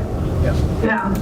So yeah, I'm kind of the majority owner of the right-of-way, if you will, both, you know, on 133 and then 275, and then even, you know, the little bit that goes north and south on 275. So if it was far enough to the east, I would definitely consider something, because I think that would be a really good compromise. Great. Thank you, Mary. Go ahead. Just to clarify that, Mary, what I said was that Cole approached me. He made a statement that he was under the impression that you would not sell any right away, and Joel would not sell any right away. He didn't say that he contacted you, and he didn't say he contacted Joel. Oh, okay. That was it. That's why he approached me on a different one, and we said no, so there was no. It was just a question and answer to what it was. Well, he didn't, just to correct that. Go ahead, please. I approached Mr. Andrew and Joel Johnson at the same time. Yeah, and I did not go to talk to Mary, because if I can't get to the two properties, I can't get to Mary. That is why I ended that avenue. I just want to make that very clear. Thank you. Yeah, thank you. All right, let's bring it back to the board here. I can see why the Planning and Zoning Commission had so many problems. Very rare. In fact, I can't even remember in 30 years them not being able to make a decision and then come back here. We usually just rubber stamp whatever they came up with. So. But anyway, it is what it is. So what are the wishes of the board here? Well, I think we need to continue with the questions here, and we're still, will the proposed use cause any unreasonable adverse effects on adjacent properties? I think we can deal with some of these adverse effects. I think the road is a consideration. I think for safety's sake, with the traffic that's in there, either way there's going to be traffic. That's inevitable. Whether they own it or whether somebody, there's going to be traffic on that road. Now, commercial traffic, heavy trucks, I would assume not. Other than the regular utility type stuff, I don't know that you would have other than building, of course, if there's cement or something like that, you're obviously going to have the construction, type of deals, which is going to have to be a consideration. Gravel trucks for putting in pads. Well, absolutely, yeah. I mean, it's there's going to be it's going to be considerable use for a short amount of time, which does have adverse effects on our roads. I mean, we just had a picture here that you can see, and that was a springtime picture, sure, but they did quite a bit of damage in a very short time. That's going to still not healed up yet, and probably won't be healed up till July at this rate. So that's always going to be a consideration, because we have, I think, Highway Department has plenty to do, have plenty to maintain. It's a big county, so I really think that we're gonna have to consider something with the road, irregardless of what's being used now, because there will be more use on that road. There'll be development there anyway, whether it's RV development, whether it's cabin development, there will be more use. There will be more traffic and more people meeting, perhaps, with the potential of, and obviously RVs meeting there, that's going to be impossible. That's going to be an impossibility. So I would like to consider, if this were to be move forward, that they do assist and direct and to make sure that everyone's safe in and or out, at least for the placement of this. And I think we're going to have some talks with the engineer and the highway department about future road considerations. I mean, obviously it's safe now. I mean, we're having to pull off to meet your own neighbor.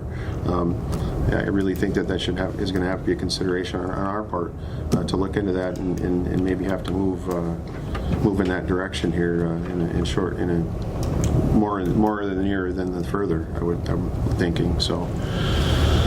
Any other thoughts you have on? I know you mentioned a fence. I don't know if Cole and Carrie are opposed to that, or I personally don't like fences. I think I like foliage if it's possible that grow up and get some natural barrier there, just for the aesthetics. I mean, yeah, fence is great and everything, and Fences either. right. I mean, is there a consideration? I don't want to live next door to an RV park. Right. That, we moved out there, it was residential. And all of a sudden, they wanted to put commercial at first, and that got stopped. But it went to RR1. And I don't think there's anybody in here who wants to live next to an RV park. You got the owners that don't even want to live there. You got the fire chief across the bay that doesn't even want to live there. Who doesn't even want to look out of the window and see it. No, that's a thing. This is what happened at the first meeting. Every objection that was raised was mowed down, and the road is not safe. Whatever you say can be fixed and done cannot be done. There's telephone poles on one side. There's only a 6-foot easement on each side. You can't turn around. You can't meet safely. Now we have a dozen trailers bringing in. They're going to bring boats because they're going to have 6 docks. They're all going to have a boat slip. They're all going to have cars to go back and forth. This road was for 4 residential properties. That's why you have to deny the permit. There is not, if there were compromises, that would be great, but there is no safe way unless you build a new road. And you're not going to build a new road. And who's going to pay to repair that road constantly? And who will monitor the damage? The Wrights certainly can't be out there supervising and this and that and checking to see if all the permits are fulfilled or if there's too much vibration. You're asking that of us citizens who have all protested against it. And it's not a reasonable use for that road or this development. And I love Mary Pulowski's. I really appreciate her offering a compromise. I think people would consider purchasing that property together to stop it. I also think knocking out 5 more trailers maybe would help the Wrights if you're going to compromise that way. Foliage is great too, but again, this is the last point I'm going to make. He said the same thing. If any of you were living there, would you want to live next door to that? You wouldn't. You would never enjoy your property again. You're going to have people coming, transients, coming into your neighborhood every night, every week, every month. Lights, fires. People haven't even raised that. We raised that issue. But, again, all these other issues seem to be minor, and don't worry about the fire. Even though last year was a drought, there's going to be 12 campsites. There's wind. These are people from the cities and other areas that aren't familiar. The whole thing is just so unreasonable to even consider granting this. But I do appreciate her compromises. And again, all you have to do is put yourself in their position. They've lived there for 50 years. And they did not have any opposition to a cabin, single-family home and a few cabins. Even though there's more people, it's more appropriate. Commissioner Eby. That's it. Sorry. Thank you again. Yep. The property back where they're considering putting the extra RV sites, that's zoned commercial right now, right? Okay, so that's... Well, no, I'm sorry. Let me get that corrected here, so hold on a second. Let's look it up. Make sure I got it right. Bear with me a second.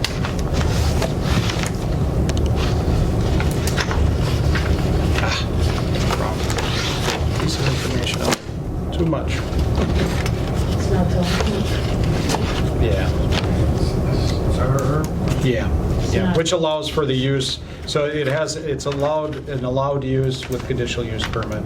The RV site is in our, it's zoned for this use with a conditional use permit. I believe it's R1, so. Did that answer your question? I think so. Do you have a date when that took place? I do not off the top of my head, no. Okay. Yeah. But I mean, years ago, Bowman owned it. That had to have been when it was, yeah. Yeah. And it got zoned commercially then? Yeah, and then, I don't have the exact dates, so I don't. Yep. Back in the 60s. Yeah. Go ahead. That land was never zoned commercial. Okay, but conditional use. Yeah, there was a conditional use for Bowman. He tried to get a commercial zoning there. Bowman did? Yes. Oh, okay. It didn't go through. Okay. County board was an RR1. I think this one's right. Residential recreation. Yep. Gotcha. Good point. Go ahead, please. Thank you. When I made my statements and every time I've read, what I've read, I've always said it's zoned RR1 for commercial use. I think that's important to say that it is commercial use. And, when it comes to traffic and we talk about the repairs, I think it's really important that, if we have a 17-ton road, how did all that concrete get put there for the 4 cabins right now? 4 houses, new cabins, new garages. I know that it goes back to who's going to repair it. Now, I don't own a dump truck, and I've always just hired it out. I need to know, will that go back to me, or will it go back to the people that I'm hiring? We're talking a lot about kind of a scary situation of, I'm going to need concrete. They're not going to be coming in the winter. Just like everyone else has gotten concrete. We've got to be reasonable when we talk about this, because I raise a red flag when we talk about we're going to enforce it. I understand the vibration next to your house. There's a way to build a road by adding layers of thin amounts of material. I think that's crucial. There should be a rule where we don't vibrate near his house. I think that's a pretty good point, and I never even thought about that, and I'm glad you brought that up. But, we're here to come up with a solution. But I need answers too. What is the solution for how I get concrete when everyone else in that community has gotten concrete now on that road with the limitations of a 7-ton road in the summertime? I think it's really important to state that, I can't even get to my house right now. I've got to walk, 300 feet and get to a vehicle that I'm lucky I made it across my collapsed road. That is a dead end. And, the county plows parks on my driveway. It's wrecked right now. We need to be reasonable when we talk about a solution for how we move forward. I can't even get to my home right now. Right? So I'm living in a situation where that road is way worse than UT 275. I wouldn't say that. I can't even drive to my house. Today it is in worse shape, yeah. Absolutely. Undeniable. He promises to fix it, yeah. I also want to state, we're here. Go ahead. Oh, there you are. The comment was made that we don't even want to live next to the campground. We have a house less than a mile away from the campground, and we choose to live at the campground to be there. So that statement is not accurate. We do it to enforce our rules, which are important. We take pride in that. Yeah. So you would be actually living there? Yeah. Go ahead. Just We had a house before too, man. No, Matt's got the floor here. Just to clarify the zoning, it is RR1 Residential Recreation District, and with a conditional use permit, this use would be allowed. Okay. So just to clarify that point. So that was just the one thing I wanted to make sure you got straight. Thank you. So. All right. Back to, do you have more here you wanted to? Well, we got 3 more questions here. All right. Question 3, will the proposed use substantially diminish property values within the surrounding area? Unfortunately not, at least on the lake at least. I think they vary depending on area. I think the lake is exceptional. I think the lake is always probably going to continue to creep up. It has since the beginning of lots in that area. There isn't many lots available, or many developable lots available, and I think what they do have, I think creep has turned into skyrocketing. Yeah, creep is really went the other way, at least this last year, which it's not out of the ordinary. I think anything that you can drive to that's on the water is going to increase in value. I think there's a little discrepancy with if you have to have a boat or something to an island or whatever, but I think that the drivable property is continued to increase. I know it has. Our family pays taxes and has paid taxes on that lake since the 60s, and had property on the lake since the 60s. And the increase in value, when my folks actually bought the property, was $1,000. And now I argued with Commissioner Pavlik here, when I wasn't anywhere here, I was just a citizen, still a citizen, but a concerned citizen about my value of a rock that was $700. And I asked if I brought that rock in here, could I get $700? And said, well, somebody give me $700 for that rock. And there's nothing on that rock. I don't get certain things that other persons do that they can drive. So I understand the value, and the value does increase, and it continues to increase. Do I agree with it? Not always. No, I don't. But I think the value, I've talked to Len several times on not even just about this, about residentials in town. The values and the sales are proving that the sales are up and the values are going to go up. Question 4, it says, will the proposed use impede the normal and orderly development and improvement of the surrounding property for uses predominant in the area? Well, I think they've had this conditional use permit since 2001. There has been really no movement till recently. There's been tried development for many, many years, since, 67, somewhere in there, 73, and it just continues to go on to 2001, where there was a sketch. So you talk about not having a plan. I mean, no offense to the sketch, because it's a nice sketch, but they had a sketch with a pencil and a piece of paper that I would draw on a piece of paper. They have a professional plan. So I disagree with some of the statements that do get made about not having a professional plan and not taking the time to look into this, because I think they have taken the time to look into it. I think they have paid professionals. I know they have paid professionals to do this work for them. So the conditional use permit in 2001 was a sketch drawn on a piece of paper. Yes, there was some other items in there as well, but there's other conditional use permits as well, but if the sketch portrays the truth and reality of the property, I think that also is a consideration. In this situation, it went a little bit beyond that even. I think the density, well, it actually wouldn't be this year. So will the proposed use impede the normal and orderly development improvement of the surrounding property for uses predominant in the area? While they are adjoint properties and their parcels are adjoined, I would agree with that. I think that this is a natural progression of that property. I don't see a reason why you would not continue to develop if you own the property and that's what your desire was. This property has been available for sale for anyone that wanted to buy it since 2001 until about 5 years ago when they purchased it. Now, I know other people that in that same area that you're living, in that same road, have bought property for that very reason. Now, those folks that bought that property can say anything they would like, but they may have bought that property for privacy. Do some people do that? Absolutely. Absolutely, they buy property for privacy. That's why you buy property. You want to be in the middle of nowhere and have nobody around you, that's what you do. I feel that there has been ample opportunity to purchase this property to do with it what you wanted to do with it, or even the association or yourself or whomever that wanted to get in there and say, okay, we want this buffer zone here, but who's going to pay $200,000 for a lot for a buffer zone, right?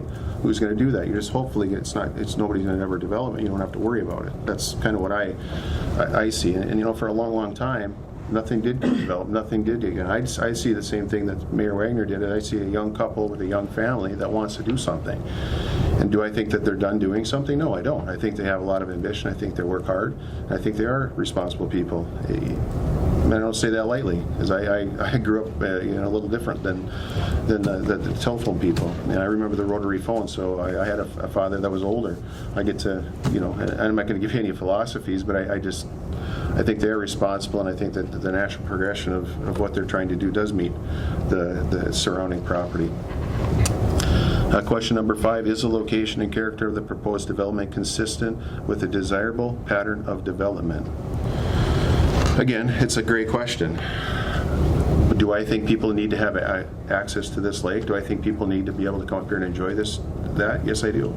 I think that is consistent. We don't have access to this, and for many, many years I've said it myself that we need this. 10 years ago I said we need this. There's no place for anybody to come here and stay. Yeah, you have on 53, you have a few in Rainier, you have a few here and there where you have 6, 8, something like that. Nothing near the water, nothing. And now with the park being able to have, I'd really like to see, and this is a plug for that, but I'd really like to see tent sites near on VNP that you can get to with a car, that you can drive and camp near in VNP. Now, I know that's neither here nor there, but things do progress. And so people can enjoy the water and be on this lake. So the location and character of the proposed development consistent with a desirable pattern of development. Well, I think development changes over time too. I don't think development can be pegged 20 years ago in 2001, and that development can't change 20 years later because you say so or you say so. I mean, or me or Kevin or whomever. I disagree with that. I disagree with that thoroughly. Another thing I disagree with is the pattern of not being able to campfire or not being able to have a boat. I mean, that to me, those are real, not wanting the color of a certain, it really gets into the weeds when these types of things are brought up. The real issue is, in my opinion, is this road and some privacy for the rights. I really think that them are the two main keys. So, and with that, I think, did we cover the questions, Matt, thorough enough? I certainly think that you've asked the questions and then gave your thoughts related to them, and I think that's great, and that's important to document it, and it's part of the process for this decision, whatever decision is made. If any of the other board members have thoughts or agree with all the things that you've said, I think that's one thing, we're short one member today. Yeah. I wouldn't mind if these sides could sit and talk together and come up with a reasonable compromise. Yes. That would be nice. I don't know if it can happen, but I wouldn't mind seeing some effort to try to do that. I don't know the other feelings of the board, but that's a little bit of my feelings today. Yeah, so there is one, we have a timeline to make a decision. That timeline probably doesn't allow us the ability to push this down the road, a decision to be pushed down the road. There's been considerable discussion about this issue through many meetings, and I do believe that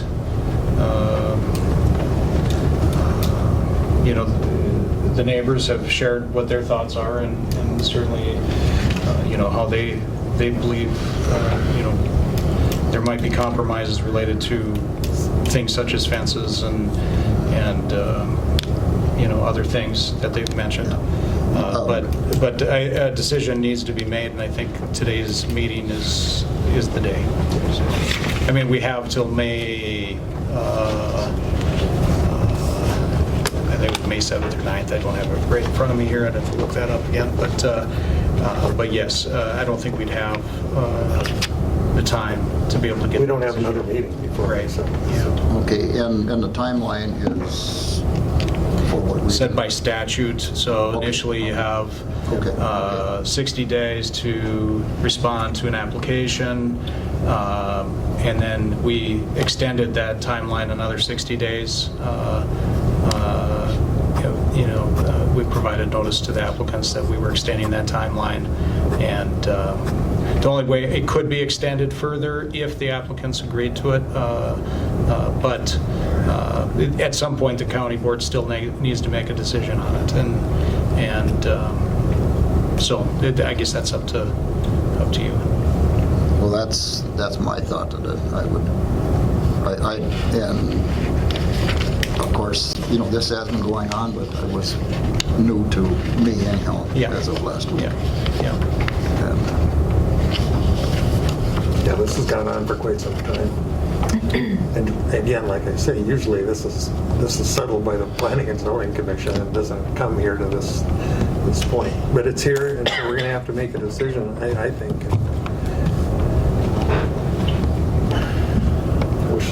forward, or?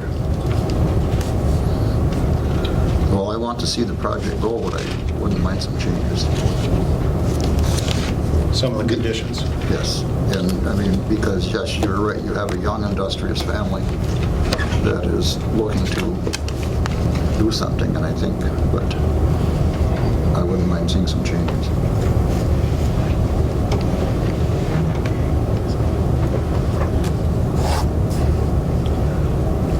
Commissioner? Mr. Wright mentioned, first of all, that he was hoping that you could hook up to sewer this year, but I believe that you were given an extension until next year, right? 2023? 2023. Yeah, okay. But that wasn't an extension. I'm sorry. Mr. Chair, is it all right if I speak? Yes, please. Sorry, Kevin. Yep. They had agreed to 2023 initially. Last meeting, or last county board meeting, there was discussion about maybe giving an extension, but that no decision has been made for that. But they are required to connect to city sewer by 2023. By next year? By the end of 2023, yeah. Okay. That's what I thought. So asking for them to be hooked up now, is irrelevant in my idea, because you've already been given that extension. So, and to pay what a homeowner is paying, I don't think is reasonable, simply because you're probably not going to have many people there in the wintertime. None. 6, 7, maybe 8 months out of the year. Well, hopefully not that long, but. The way winter's going, it is. Yeah, no kidding. But, so that's my thought on that. And then there's something else that I was thinking about. At the last meeting, you mentioned that you would be willing to put a Privacy fence. yeah, kind of like a privacy fence or something. We would prefer to buy shrubbery and put it up, and we would be willing to buy Okay. decent sized shrubbery. Yep. We're not going to plant little seedlings Yep. and expect them to wait for that. Yeah. I think it's more appealing to everybody involved. Probably, to have yeah, that. you're right. But we So- also think it's important to have a border there so that our guests know you don't cross this. This Yeah. is the property line. This is where you stay. Yep. Okay. But it's also important to state that I don't know if I want 8-foot tall shrubbery on the All the way to 50-foot the shoreline. That's just my opinion, but I know that we need a separation between Andrews and our property. I had a feeling of like the cedar shrubbery that they have on Highway 11 over by Almost Rainy on 109 and Highway 11 there. There's a nice row of cedar. It's a nice blockage. It grows low to the ground and it has Tall and narrow. tall and narrow. Carol and I helped plant those years ago. That's how old we are. But we also don't want to block our view of the lake by going, we have Right. a beautiful view as well, and if we go all the way to the shoreline, we're going to lose that. Well, lose some of it, yeah. So you would be willing to go down there, but leave enough so you could have the view? Okay. Follow the 50-foot setback for a building. Yep. Go ahead.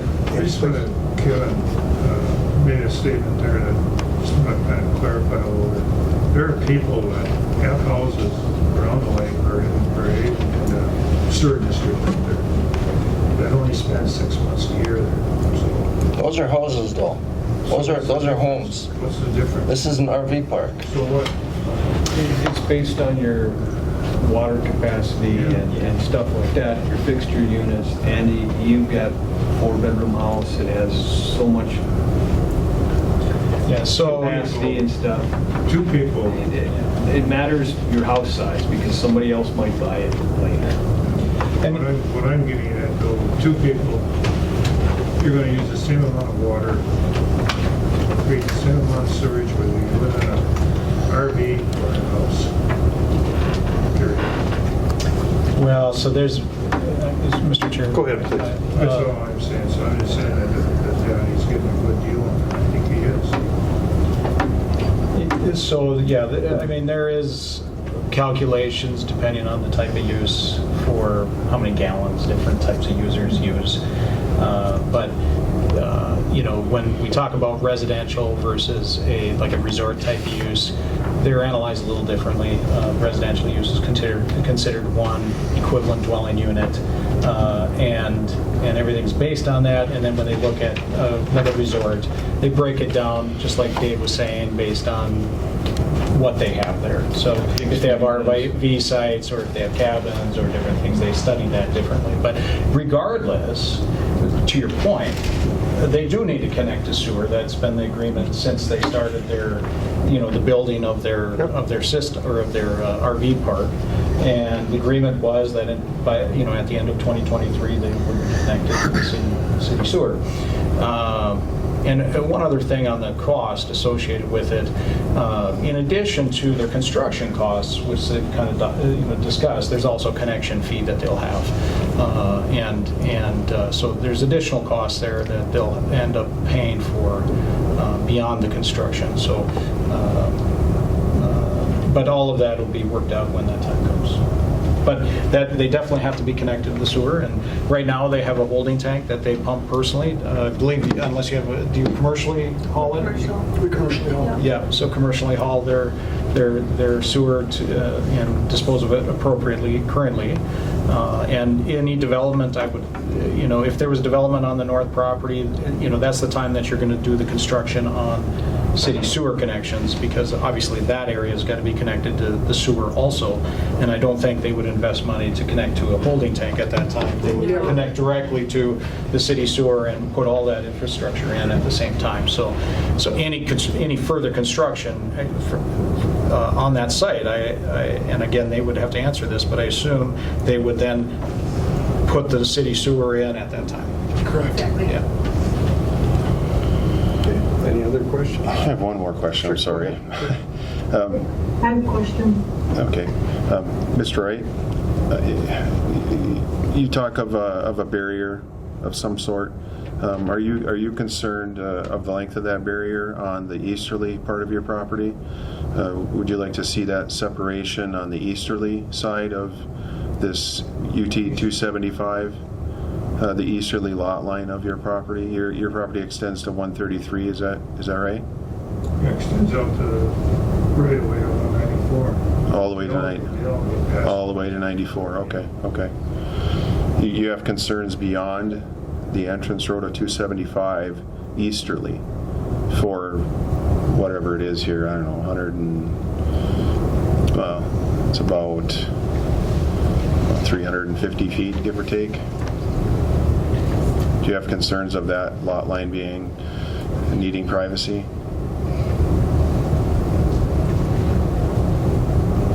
It should go, as far as I'm concerned, it should go from the shoreline all the way up to 275.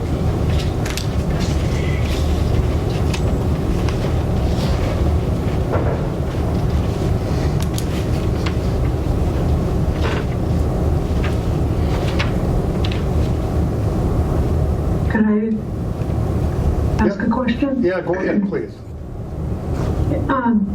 So this is what I was getting at when I asked this question twice now about, what has been done to consider what conditions need to be put on here, if any. And it's pretty clear to me that we haven't discussed that up until now in this public forum. And I think that if we could ask for another extension, and I know you probably will say no, but what's magical about May 9th? What happens then? And so if we could get together and figure out what that solution is, at least for the rights, I think that would be a great idea. And I would be willing to help as well. even though that portion doesn't affect me. But then maybe there's also some other ideas on the road too. And I think that if we can all get together and have a discussion and do some planning, we'll probably come up with a better solution. And I know that's not how government always works, but I came from private business, and we had the saying, you never have time to do it right, but you always have time to do it over again. And it's also been my experience that the more people and opinions you get, the better the solution and the compromise is going to be. And I really think we have an opportunity to do this and do it in good faith and get to a better solution. And I'd really like to see that. I think we're almost there, but I just don't think we've had that good hearty discussion where we can say that we've a very clear path to going forward. Well, first, before I go to you, well, okay, Matt, I'll go to you first, but I guess my question to you, the applicants, is how does that affect you if we... I can appreciate what Mary said, but we have had a late spring. We're running out of time.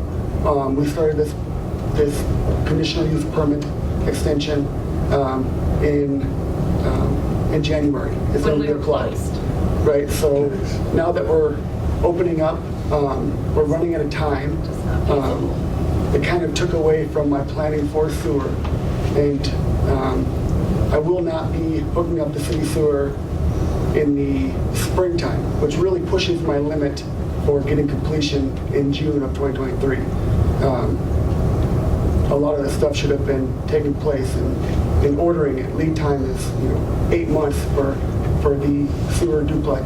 They got to be made, and that's if they haven't been extended from my last conversation with Greg Schneider with Koochiching County. Just trying to come up with a game plan without extensions would be my preferred idea, because I felt we've really kind of invested a lot of time. I liked the idea of May 7th because it had a hard date of when we will know. Now we can plan and move forward for the future, whatever it may bring. Whether it was going to be cabins or RVs, we had a plan for how I move forward and how I have my engineer draw it up for a benchmark for the sewer. How do we? Right now, they built it for either way. Well, it's got to be documented that way. It's got to be documented the way that I'm pre-approved for the future. And I'm just trying to give myself enough time before I feel like I'm really time crunched. I feel it's been delayed enough. Just my opinion, but I do appreciate what Mary said. Thank you. Matt. And just to clarify, yes, May 7th is the date. The original 60-day limit was March 8th, and then we extended it to May 7th. Any extension further beyond this date would require the applicant's approval. So the applicant would have to approve any extension beyond this date. So without their approval, we need to make a decision by May 7th. By May 7th. Yeah. Can we also extend the sewer hookup date to 2024, which I think we discussed last time, which I think is what is really driving this whole front, right? And that seems to be a very reasonable ask, especially because they've been doing a very good job of removing the waste the way that they're doing it now, commercially or whatever. So I think that would help. I guess I would ask that question. Would that help? Go ahead, Matt. Just a comment on so the board can choose to extend or not extend that timeline as far as sewer connection.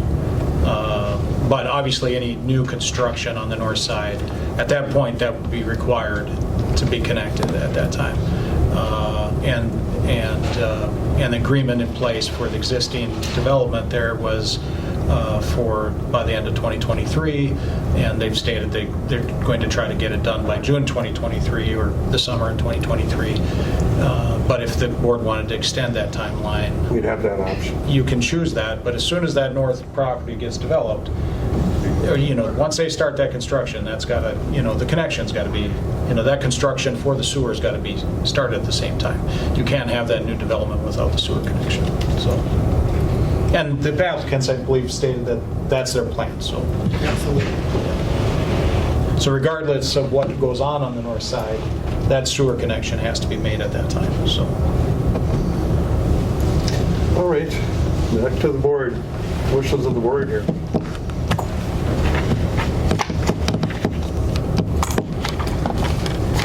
No, I guess, I'd like to see some resolution. I think we have had ample discussion. I've offered, I think, to kind of hammer out a compromise. I really didn't get a lot of reception on that compromise so far as what could work for the folks, other than a non-starter at all, which seems to be what a couple of people in the neighborhood would like. But I really do think there should be some consideration. And I'd be willing to give that consideration now in the form of a motion.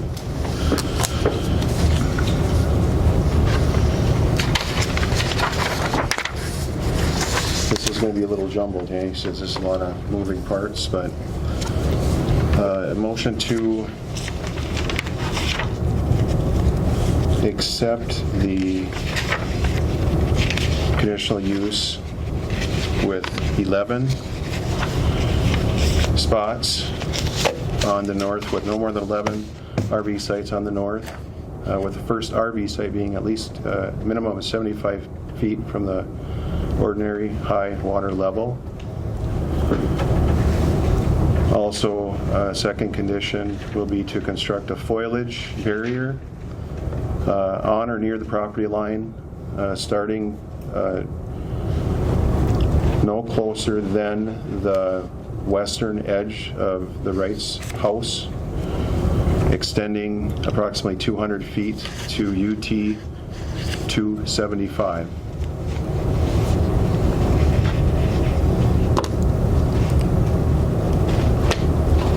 The obvious will be that they will have to follow all the rules, regulations, and conditions of any other agency that they may have to deal with, and to move forward.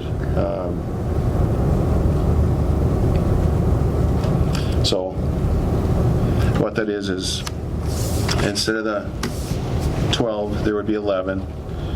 And instead of the 50 feet setback, there'd be 75, which pushes it back 25 more feet than the western edge of the first lot, which I don't know the density calculation off the top of my head. If that means that they've got to reduce from 12 to 11, then that's what it would have to be. If there's room, then I guess I would revise my motion so it meets the density calculation, appropriate density calculation.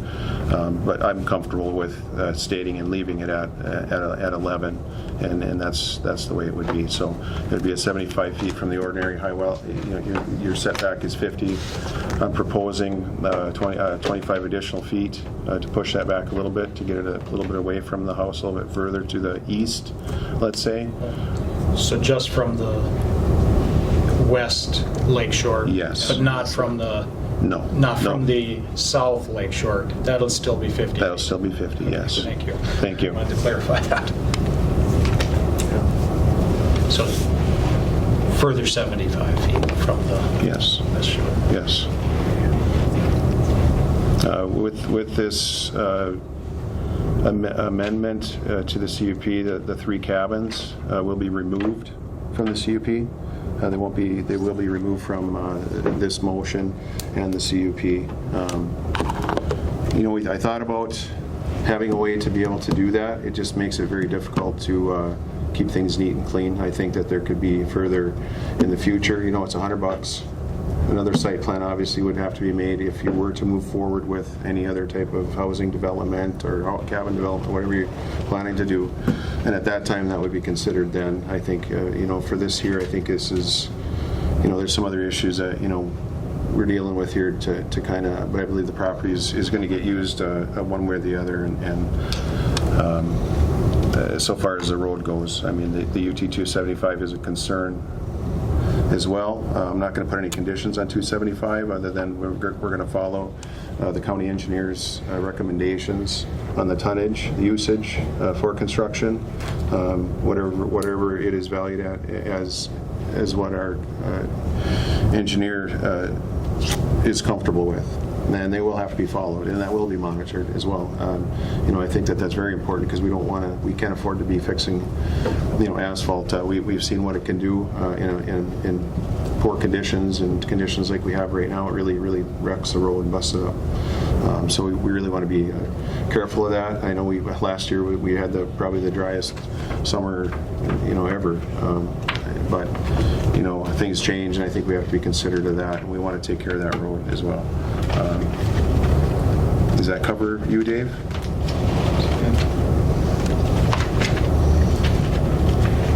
Go ahead.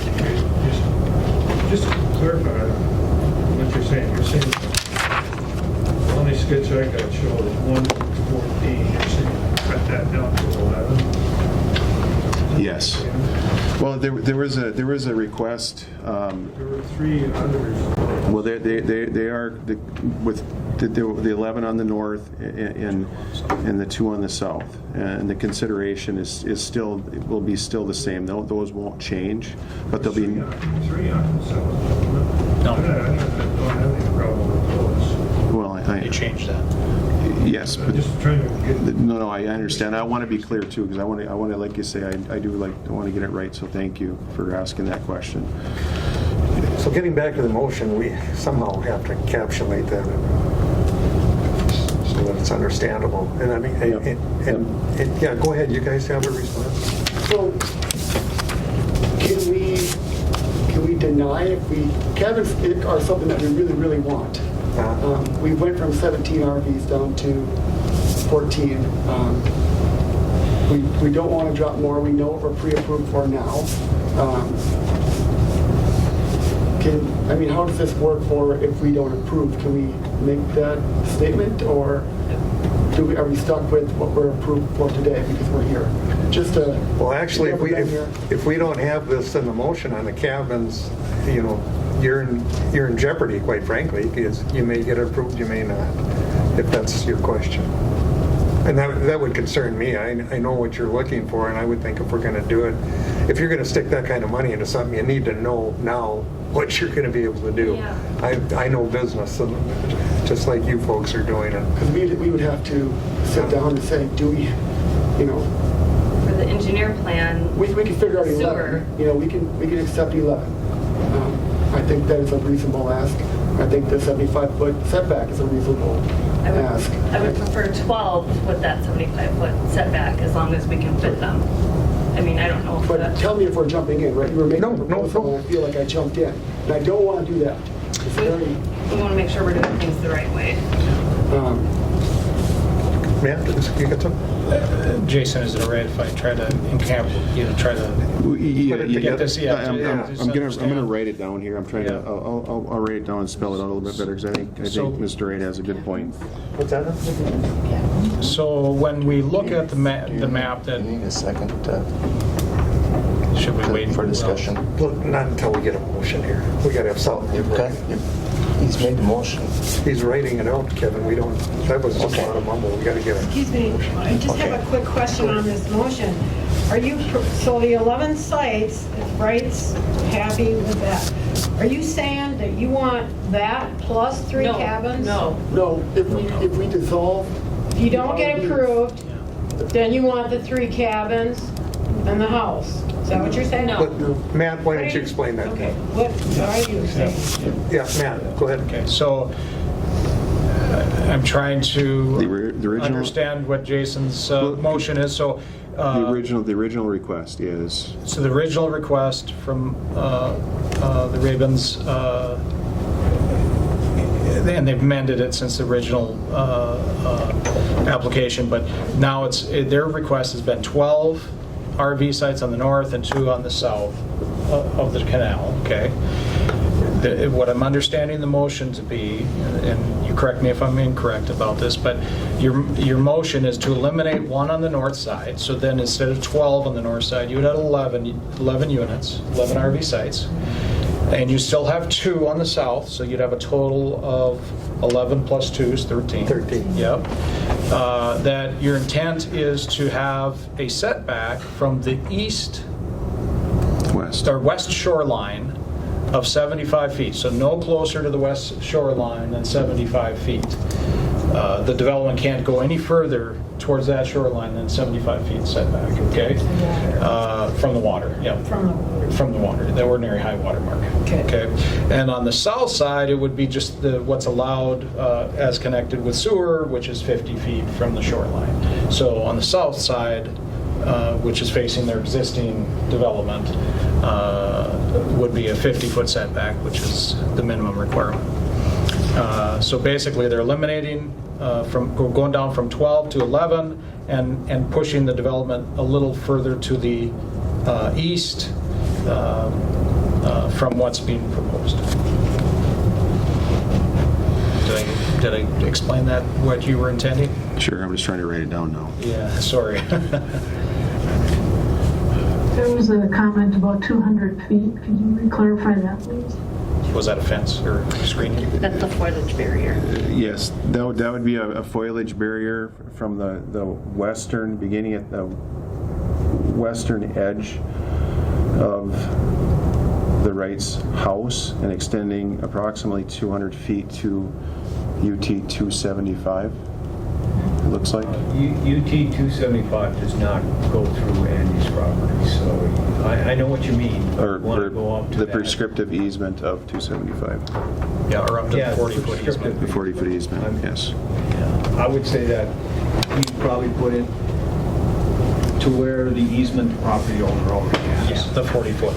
Yeah. So up to the existing easement. Yeah.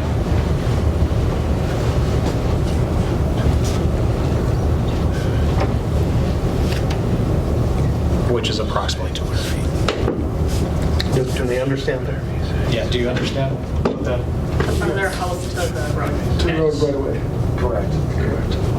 And from 12 units to 11 units, 2 still on the south. Is that correct, Jason? Yes.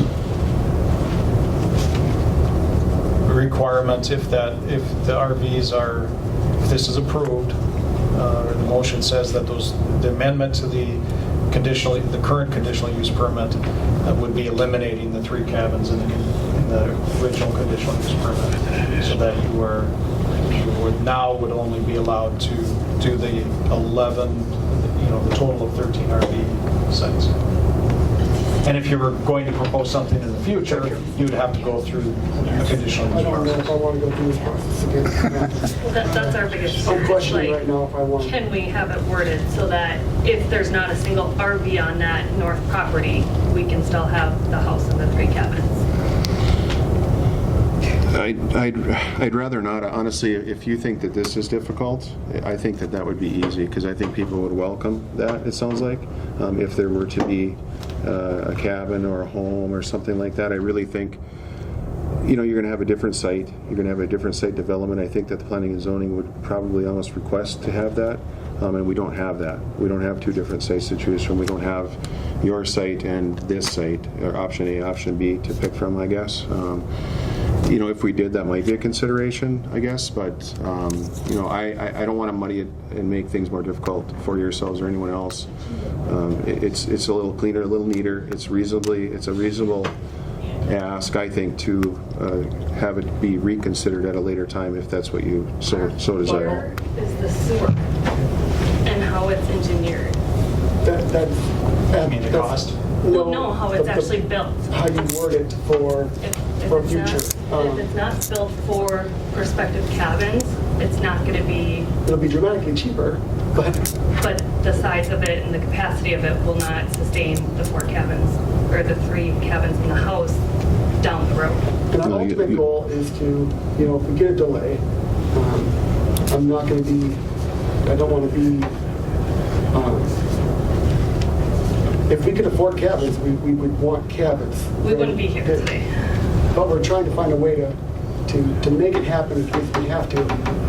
I'm just afraid, I guess I'm unsure of how I feel at this point to give up those cabins. But that however the motion is made, I just want to make sure that before the motion is made that our concerns are thought about. And you can make the motion and I guess we'll be on the spot trying to make a decision if we will want to move forward with it or not.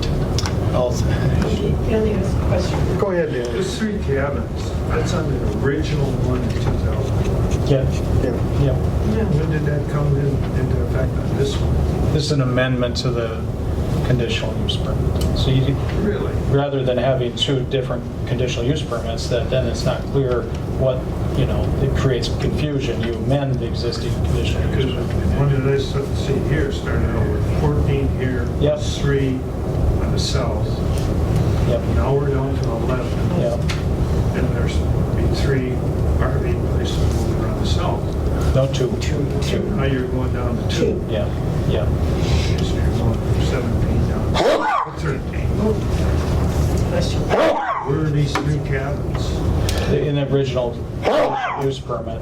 So this is proposed to amend the existing conditional use permit from But it's either or. is But it what- wasn't there.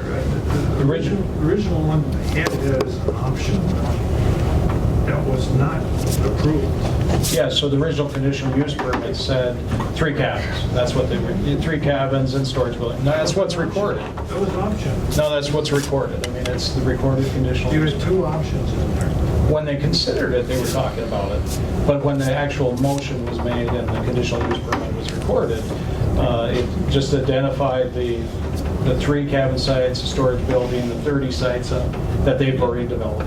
It identified the things that they've already done, plus the storage building and the 3 cabin sites. Okay, let me ask you a question. Are you going to build a house over there and live there? Eventually, we'd love to. That's our ultimate. That's our end game. Okay, then why don't you start your RV things at either 3 or 4 and keep the other part working for your house? Because having electricity there and sewer there is needed for our home. Anyway. You'd have it. But we're saying we would Where you got utilize. 1, 2, That we 3, utilize that income right now. I know we've talked a lot about financing, and I kind of feel that's kind of an unfair situation, in saying that I'm producing a lot, but the development cost of an RV park is way beyond some people's thought.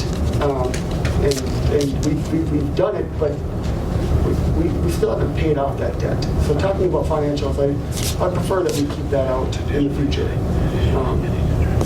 But It's going to be a while before we are able to build a house there, so we want to utilize that property now to gain revenue to pay for the city sewer and hopefully get closer to putting our house there. So I'm confused. You want the 11 sites, plus you want the cabins approved, or just a home, a single-family home and the cabins? We wanted to prove that if we remove all those 11 sites, then those cabins can be put in. But that may not be the option here. We're finding out. That's what we want, but. it doesn't Because mean that- everybody wanted the cabins and the home, Yes, and that's and you what said we're- you didn't have the money. We don't. And that's why we want to do the But if cabins the sewer or is the until 2024, there's an RVs now. opportunity that it may happen. And I that's- see. And I don't want that to be taken away, because I do know that a happier neighbor would be much better for everyone. it'd be better for everyone. We're just trying to keep that option open. If we lose that option today, I'm not sure where I would take this. I don't know what I would say. I don't know where I'm standing yet, but we're trying to figure that out. Without the cabins, your business model doesn't work. It's questionable, yeah. Yeah. The ultimate future of what we're trying to do. Okay, Matt, go ahead. So you could have a motion that could identify either or. So if the RVs are placed, then the cabins couldn't be. But if RVs are eliminated on the north side, you could say, if there's no RV sites, they're removed basically, then a cabins, the 3 cabin sites could be developed. You could have a motion like that, just makes, we'd have to work on the wording, exactly how that gets presented, but I think you understand the concept behind it, and but we just have to word it the right way, and I'm not, we do the very best we can today with your... We'll still follow the rules of the foliage. But it would have to be either or, key, either or. Yes. Not, you don't get one and the other. It's, you have RVs and you have no cabins, and on the north side, or you have cabins and no RVs. Is that appropriate? That's very appropriate. Is that appropriate? Mr. Wright, is that? It's an either or. Well, we don't have to. No, I mean, you got an either or. We don't have to. They have a conditional use permit for 3 cabins and a storage building. Yeah. So they have that right now. Yeah, see, I wasn't aware of that. They've had, that's been the conditional use. The original application, but Yep. all they got apparently was down here. Andy, I think that was the one back in 2001. That's the Well, that was the 2001. application. Well, they had option 1 and option 2 on that 2001. Right. You're right about that, yes. But what was approved was 3 cabin sites Yeah. and It was storage option building B, and I 30 think, was RV approved. sites on the I'm going to throw side. another kicker in there too. You're talking about 2001. Property line, they got the tree line, and they stated in here that both of the options that they had, the tree line would stay where it is. In other words, there would be no development north of the tree line. That's what they stated on the application. That's changed. This is a new application. From the 2001, yes, it would be different. 2001. Yeah, it would be different. That's what the amendment is here, and that's kind of what is getting, I don't know if you want to call it, trying to work through? Hammered out. Hammered out? Well, no, it's like a washer machine for me too. No lie of that. Because I really want, I understand the impact to you. I really do. But I really also understand that I see younger folks trying to make a living. I see, not that I care about their living, that's their business, but I also see them trying to develop something and have a family and have a home, and they do have aspirations of doing something more than just that, it seems. So that I know that's, and maybe I'm misjudging them, maybe I'm misreading them, but I don't think so. I really hope that they are successful and do move forward with the proposed cabins, home, whatever it is that they have in their cards. I don't know what that is exactly. Yeah. So you're pushing this closer to the lake, what you're doing, 75 feet. What I'm going to do is suggest that we all take a lunch break here. It's almost 12:30, and this, I can see, is going to take a while. Let everybody gather their Just as soon thoughts. continue, because I've got... You got to get home? Yeah. So Andy, the Shoreline's not, it's showing a concave there. So on the north line, you got 27 plus 67. But, from, 25 feet south, it'd be something different, right? No, it's good. Right here. You're going to go 75 feet. You're going to go 75 feet from this point here. This is 27 Plus 67. Yep. And that's Yep. more than 75 feet. Yep, you're right. That's correct. On the north line there. And your south line. Yep. So that's even closer. Yeah, so It's going to put the first one...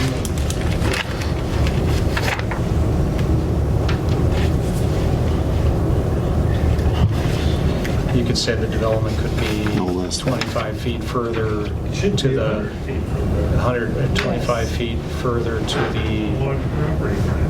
Yes. so 27 plus So it's 67 plus 27. What do we got there? 67 plus 27. So, 94. yeah, so 94, so you could say 100 feet. yeah, or 120. 120. But not a 120-foot setback, right? No, but 120 from, as measured along the north line. Okay. Versus 75? The western line. The north line, as measured from the, measured east East of our house. based on a measurement on the north line Still very and perpendicular to the lake. This is getting technical. Yeah, or parallel with the lake, but. That works for both of you then? But measure from the north line and then go As long as south, it's is not by- basically, as measured on the long as it's north not by line. setback, As because measured if on the it north goes by line, that's what you setback, gotta say. Because I'm concave, like Matt was saying. Okay. Go by As measured setback, on the north then it'd be line. 127 feet from that point. And then I'll be, Measured. well, because we're dropping it Along on the that north density. line. But for future development of cabins, it might affect density if we word it wrong. The north So it'd be line. I got you two in agreement there. We're making progress. 120 feet, right? As measured from the line, 120 feet. 94, That's so, good. and you wanted 120, so 120 feet as measured along the north line. We'll give them As a measured measure. along the north line, 120 feet. Yeah. He's right, though. There's a concave, there's various ways you can measure it. We don't want to create that issue. You want it to be clear. You want to turn the property All these Along points the- right here, Yeah. 27 feet. Yep. Survey points. He's right. Okay. 67 Yeah, Andy feet. Wright is right there. Put how much do you come up with, 100 feet? 120. 120 is what we were talking about. Well, my objection is to move it 25 feet further than the existing. So however we have to word that, that's what I'm trying to do. 120 along the north line would solve that issue. 120 along the north line, as measured, 120 feet On the north line is the property line. along the north. Along the north line of the applicant's property. So, The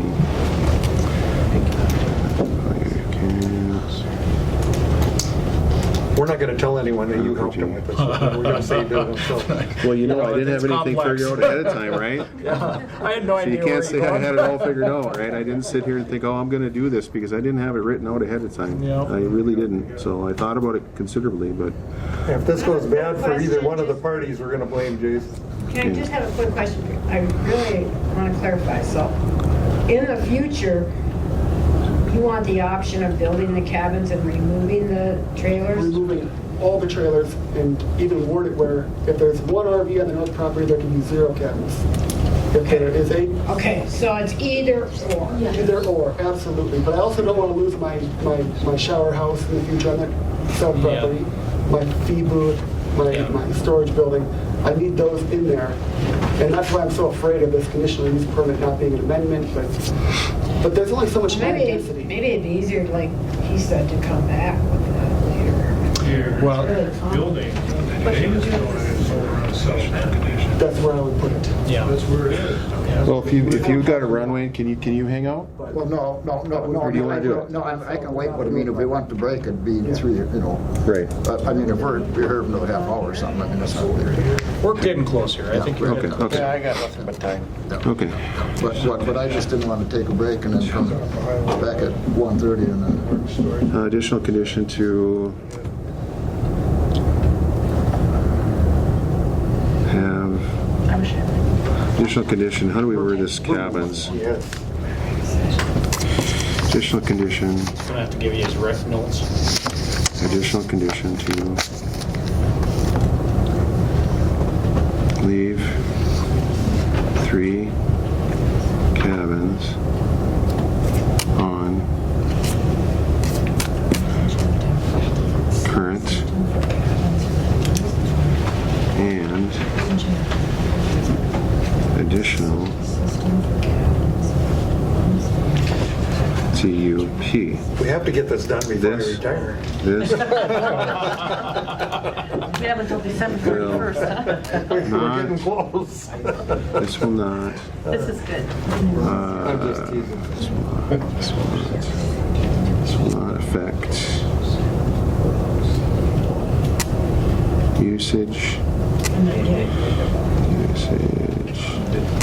for shower house. say shower house or something? Well, I don't, so Commissioner Schoblum, I don't think you need to, you're amending only the items you're referring to. Everything else in the existing conditional use permit stays. So you don't even need to mention it. Okay. Okay? No, we won't then. So the only items that would be, you would be amending is the cabins and RVs, and kind of in specifying that if RVs are there, then there's no cabins, and if there's no RVs, then you can build the cabins. 3 cabins.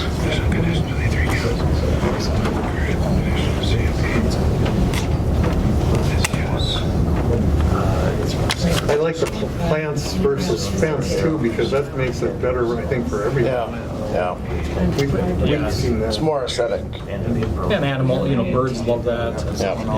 They love they get in there and probably. And it still gives them a view on the lake too, right? That they don't get blocked up by anything. Well, I mean, if everybody looks straight out, you're looking at the lake, but, the question becomes if you're looking at all the way down to the that's a motion. Not both at the same time? Not both at the same... Yeah, so... Not both at the same time. So additional condition, delete 3 cabins on current and additional CUP. This use will be either cabins. This use will be either cabins or RV sites, not both. Not both or a combination. Or a somehow there's got to be a statement that says... Combination there. If cabins are to be built, there will be no RV sites on the north property. And if RV sites, any one or any RV sites up to 11 are built, not both or then there would be combination. no cabins. Let them know that. Do you understand? 3 cabins, we could have them there. No. As long as there's not a single Zero RV RVs. On the north property. on the north If property. we have 1 RV there, we could have 0 cabins. That's correct. Okay. That's a big concession right there. Does that make sense? It Do you is. understand what he's proposing? You want to repeat what's Shall, He's proposing to... here shall be. 11 sites? 11 RV sites on the north property. Shall be If constructed. 1 or 11 are built, there are no cabins to be built. And if they eliminate all 11 sites, so don't develop any RV sites on the north property, then they would be allowed to build cabins. And 3 there's going to be a cabins 120-foot setback for him, from property. from his south boundary line, measured along the boundary line between the Robbins and Wright's property. I think Common property line. I think I hate to throw a little monkey wrench in, but I think I should probably amend if the cabin should be able to be closer. Would that be okay or no?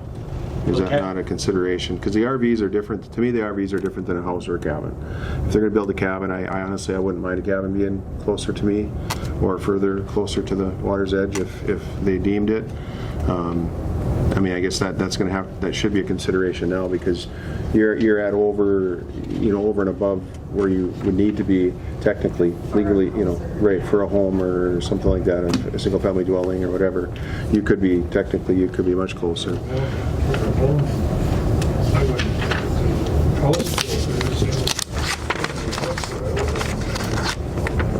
No, none of us. That was what we'd hoped for.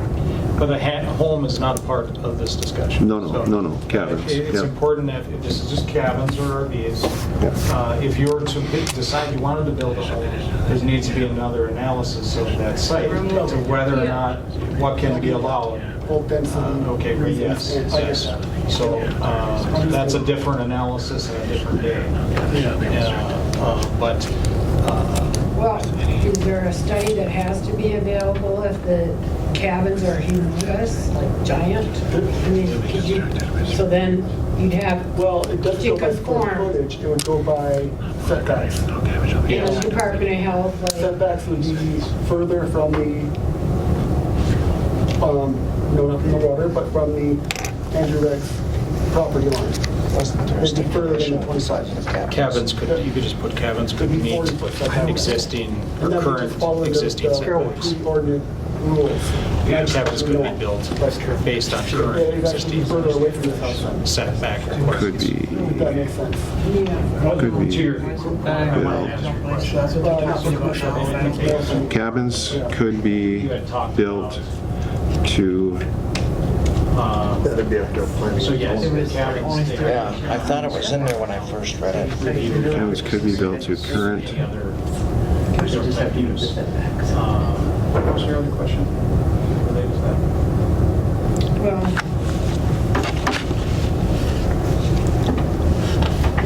What did you think of it? Just, all right.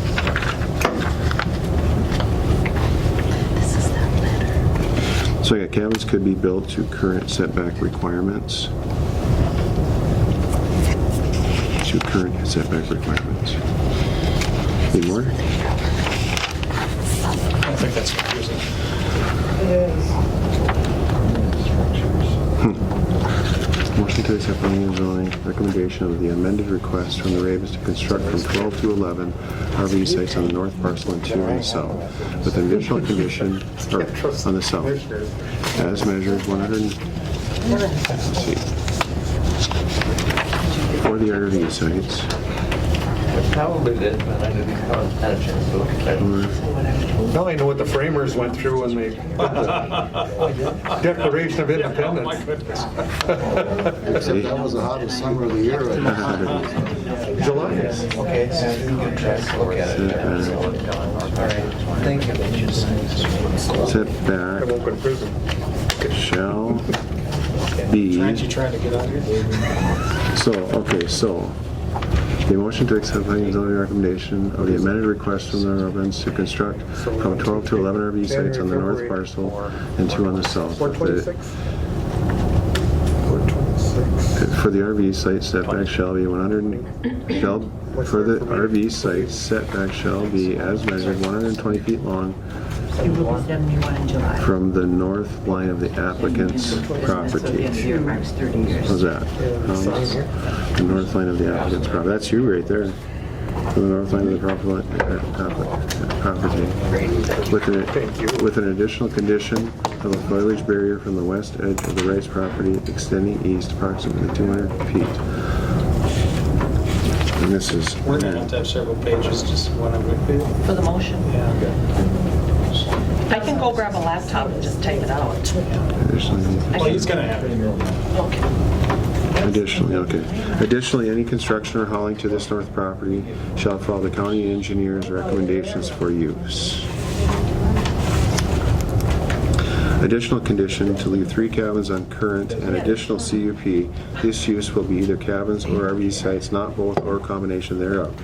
No cabins shall be constructed with any RV sites on north parcel or vice versa. Do you want to say something that the county will study the road for improvement? Pencils on the ink. Here. Well, I think that's kind of a, Here you go. It's a sign.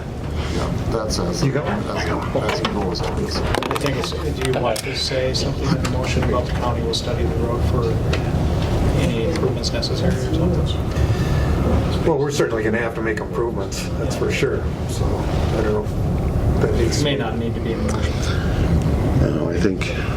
No, I don't think it needs to be in the motion. That's something we can do as we're doing Yeah, roadwork projects. when you're talking to Yeah. about your issues. Okay, we'll stumble through this. And we can correct it, amend it. I'm open to anything here. So it's motion to accept planning and zoning recommendation of the amended request from the Rubbins to construct from 12 to 11 RV sites on the north parcel and 2 on the south. With an addition, and then we're jumping to, for the RV site setback shall be as measured 120 feet along from the north line of the applicant's property. Along the north line of the applicant's property. Along the north line of the applicant's property, correct.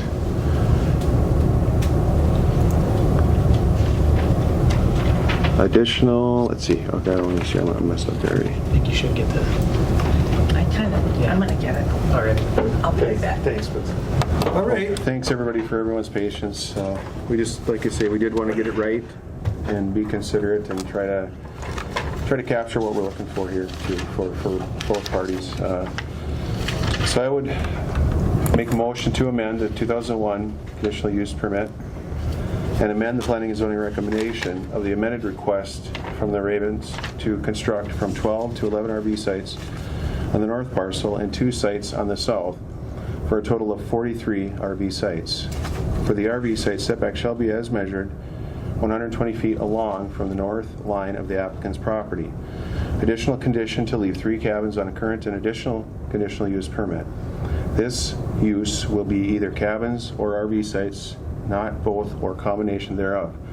No cabins shall be constructed with any RV sites on north parcel or vice versa. Cabins could be built to current setback requirements, with an additional condition of a 4-foot foliage barrier from the west edge of the Wright's home extending east along applicant's north property line, extending approximately 200 feet to the 40-foot easement. Additionally, any construction or hauling to this north parcel property shall follow the county engineer's recommendations for use. Applicant shall follow all state, federal, and local regulations and guidelines. It sounded very professional, so. Now we need to send it. Is that, how does it work for you folks, or okay? Both sides. I added the 4-foot. I should have told you, but That's okay. just because of the, Right. the 6. Okay. Yeah. I'll second that, Mr. Chair. That was a motion? Yes, sir. That's a second? Yep. All right, we're making progress. Whatever it was he said, so. Go ahead, please, Matt. Jason, did you address when you said that either or cabins or RVs, that it only, the RVs on the south side wouldn't affect their ability to build cabins on the north side? So the RVs that are built on the south side are allowed? Not either. Not either, right? So they wouldn't have to eliminate all of their RVs to build the cabins? Just I on just the want to north make sure side. that that's clear in that motion. Does So it? I thought it was either or. Yeah, on the north side. They're talking It only about dealt with the north side. On the south side, they can stay. Oh, on the other side, Right, the right. other parcel. Right. Yeah. We don't want that. I could mention that on the cabin side of things though too. No cabin shall be constructed. No, I did mention that. No cabin shall be constructed with any RV sites on the north parcel or vice versa. Okay. Well, you think it's covered? It won't affect anything that's there now. They're allowed to have RVs on the south side, and what happens on the north side doesn't affect their RV sites on the south side. I just want to make sure You that's could clear. put that in parentheses. This does not affect the Development of RV sites in the on south side or something like that, yeah. If you think it's covered, I'm fine. I just wanted to make sure it's Well, clear. interpretation, everybody interprets different. Yeah, we'll have to make sure that that is clear. So. Who's this? So does this work? Okay. I think so. Very cool. I feel comfortable. Yeah. It's, Did you send that to me? I certainly can. Yeah. So it's seconded, yeah. That's kind of, So we have We got a motion in a second. We just need discussion. Well, is there any further discussion? This has only been 2 hours. we haven't had enough? This is the longest discussion I ever remember. So we've got the motion. And have we got a motion there? Yes. And a first and a It's been so second. long, I forgot.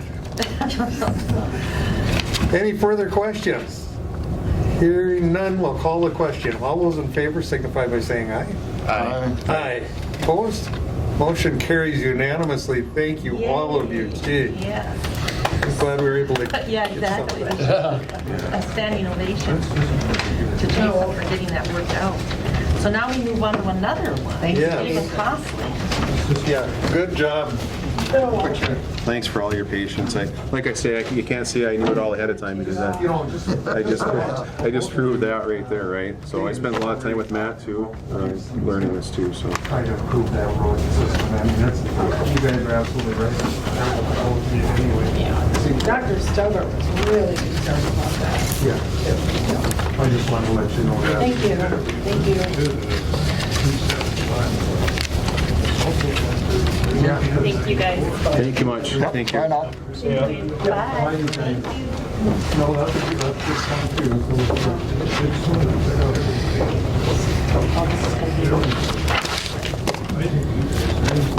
Thank you very much for being here. Appreciate it.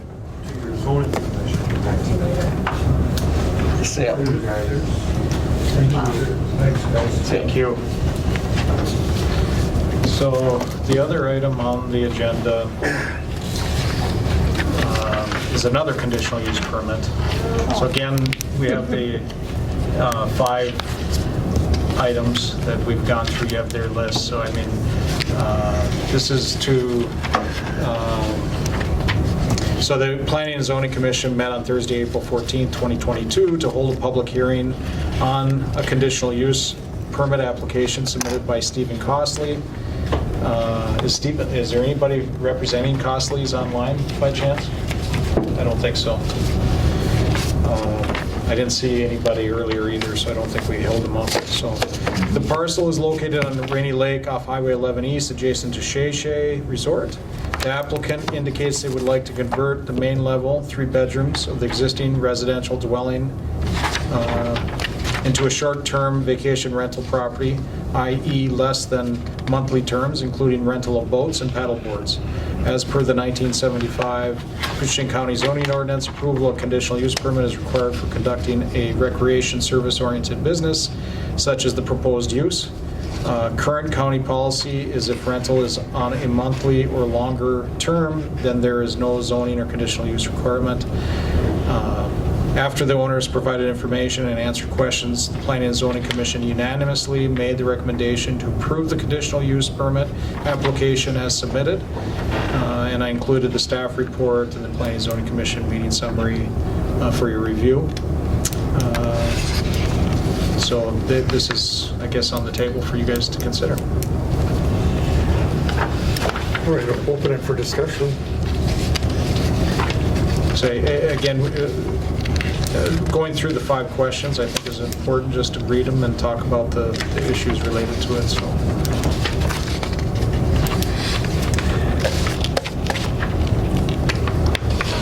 Well, what are you guys going to make a motion on? Before we do that, I've got a couple of questions here that we had. I guess I can say Leslie's. Yeah. Yeah, Leslie Sandstrom, who are Olson now, but they're one of the neighbors there. Was wondering if there would be one-night rentals at the house. I mean, what they were wondering there was people have a one-night deal to do a big party or something. And was that addressed in any way? So they didn't address specifically the type of rental, but the Planning Commission, I mean, short term. So it could be one night, it could be 7 nights, it could be a month, it could be any kind of term of rental.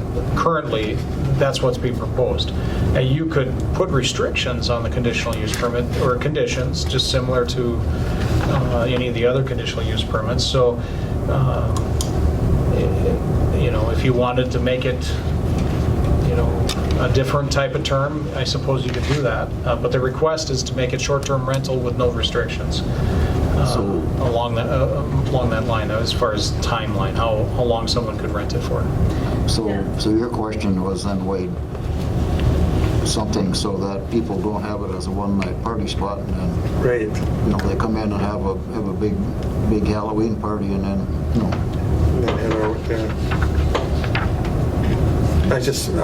that was relayed to me. You guys are on the board there. Well, we would hope that no one would just rent it just whether for one night. I guess I don't see that they maybe wouldn't, but I mean, I can see weekend use. I mean, I can certainly see that, and I can see maybe boating and fishing and dining and wining and whatever. And I can see that happening as well. So I don't know that it would be the best to put that type of a condition. And I think in the future we are working on having a different approach to this here.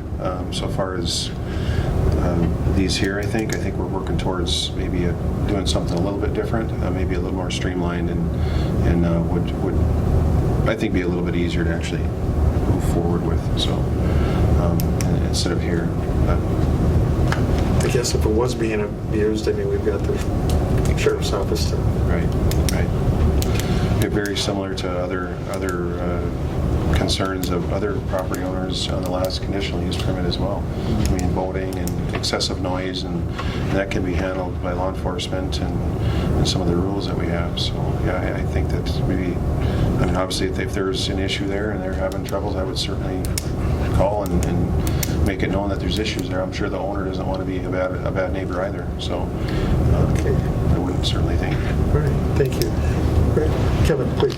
It says here, Cosley stated that his intent is to rent on 7-day terms. However, it could be less than 7 days. Right. Yeah, and that was what brought up the question. Yeah. I'm sure ideally, like, he'd rather have 7 days or even 47 days, of course, but And the other question they had, also if watercraft would be rented only to those renters or to the public also?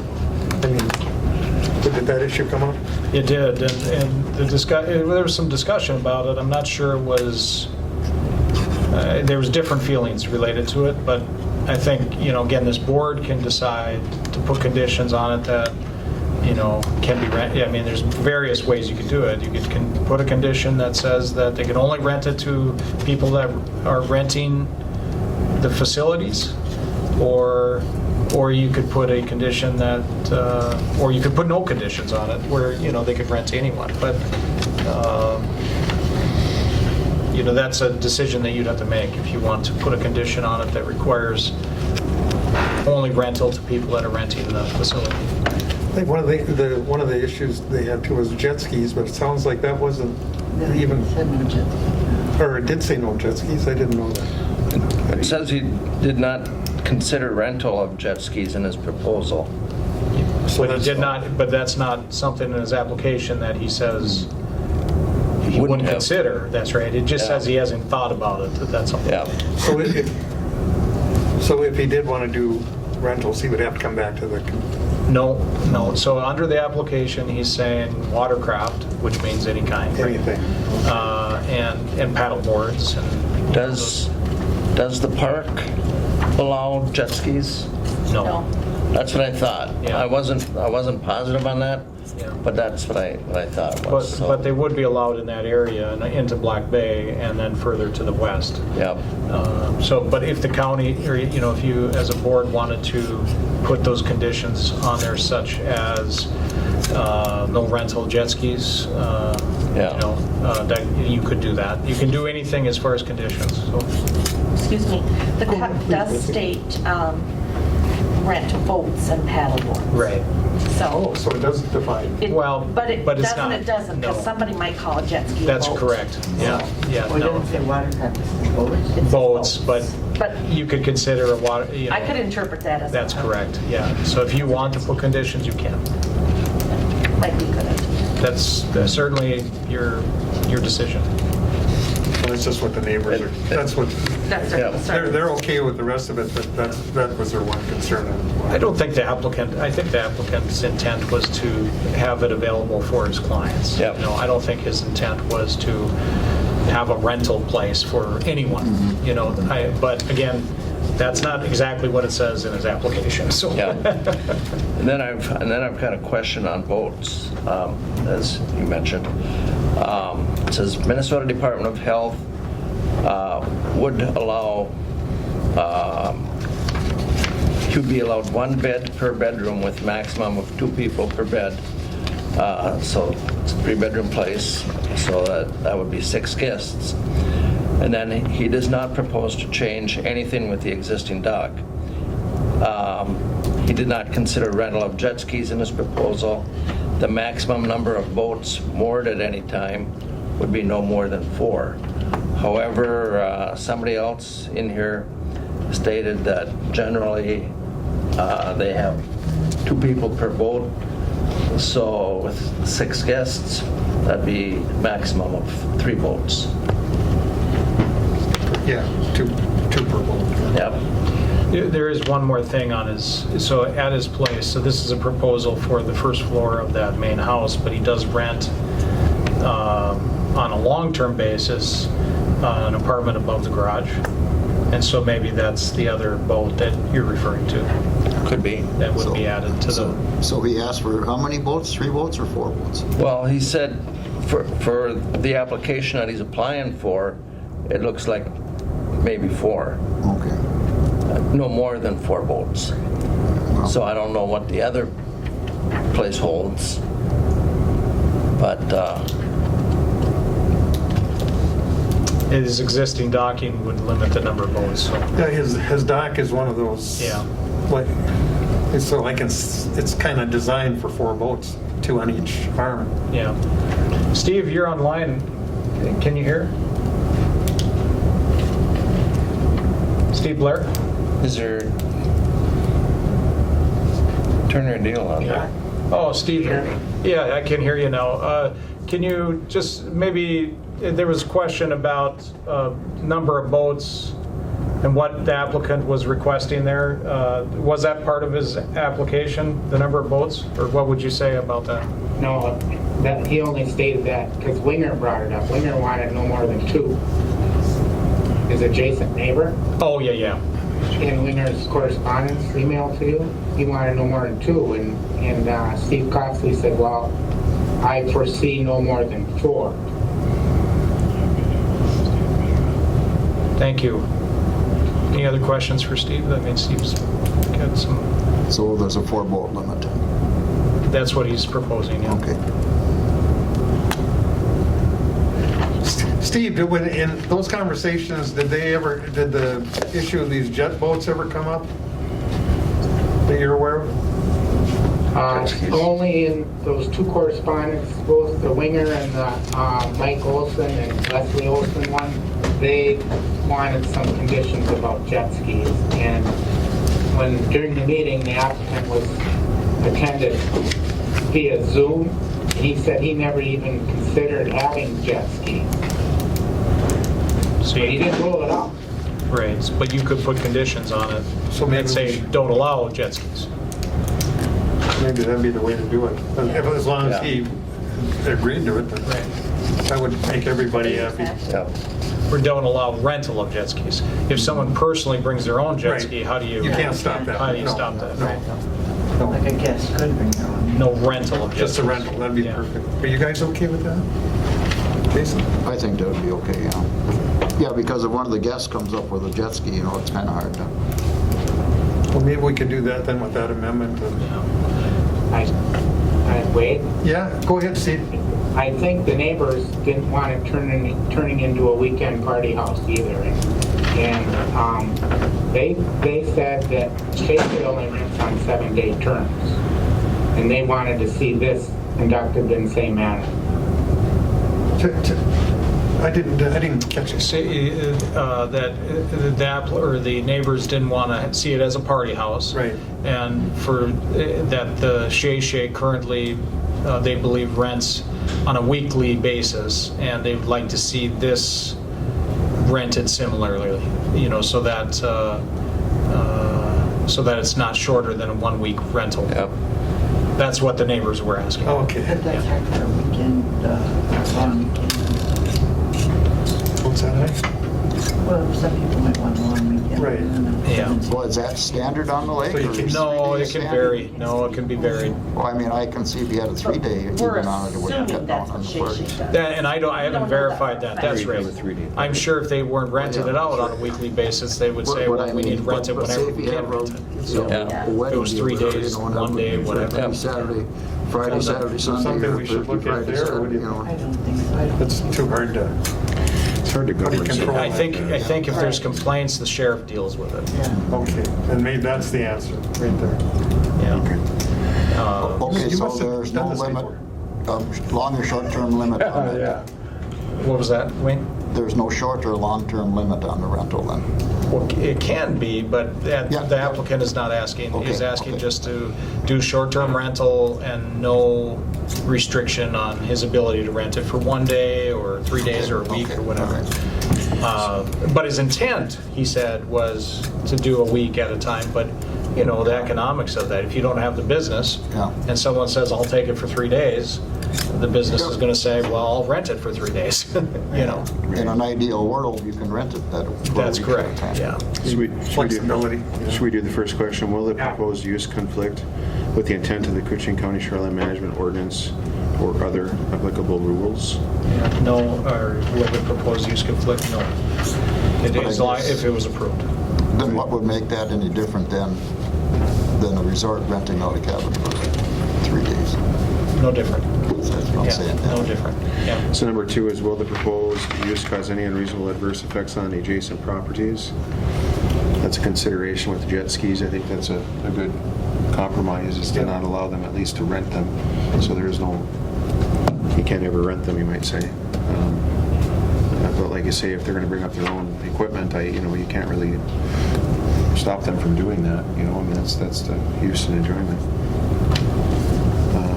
Will the proposed use substantially diminish property values within the surrounding area? We already got that answer, right? I think not. It's not right now. With the way things are going, huh?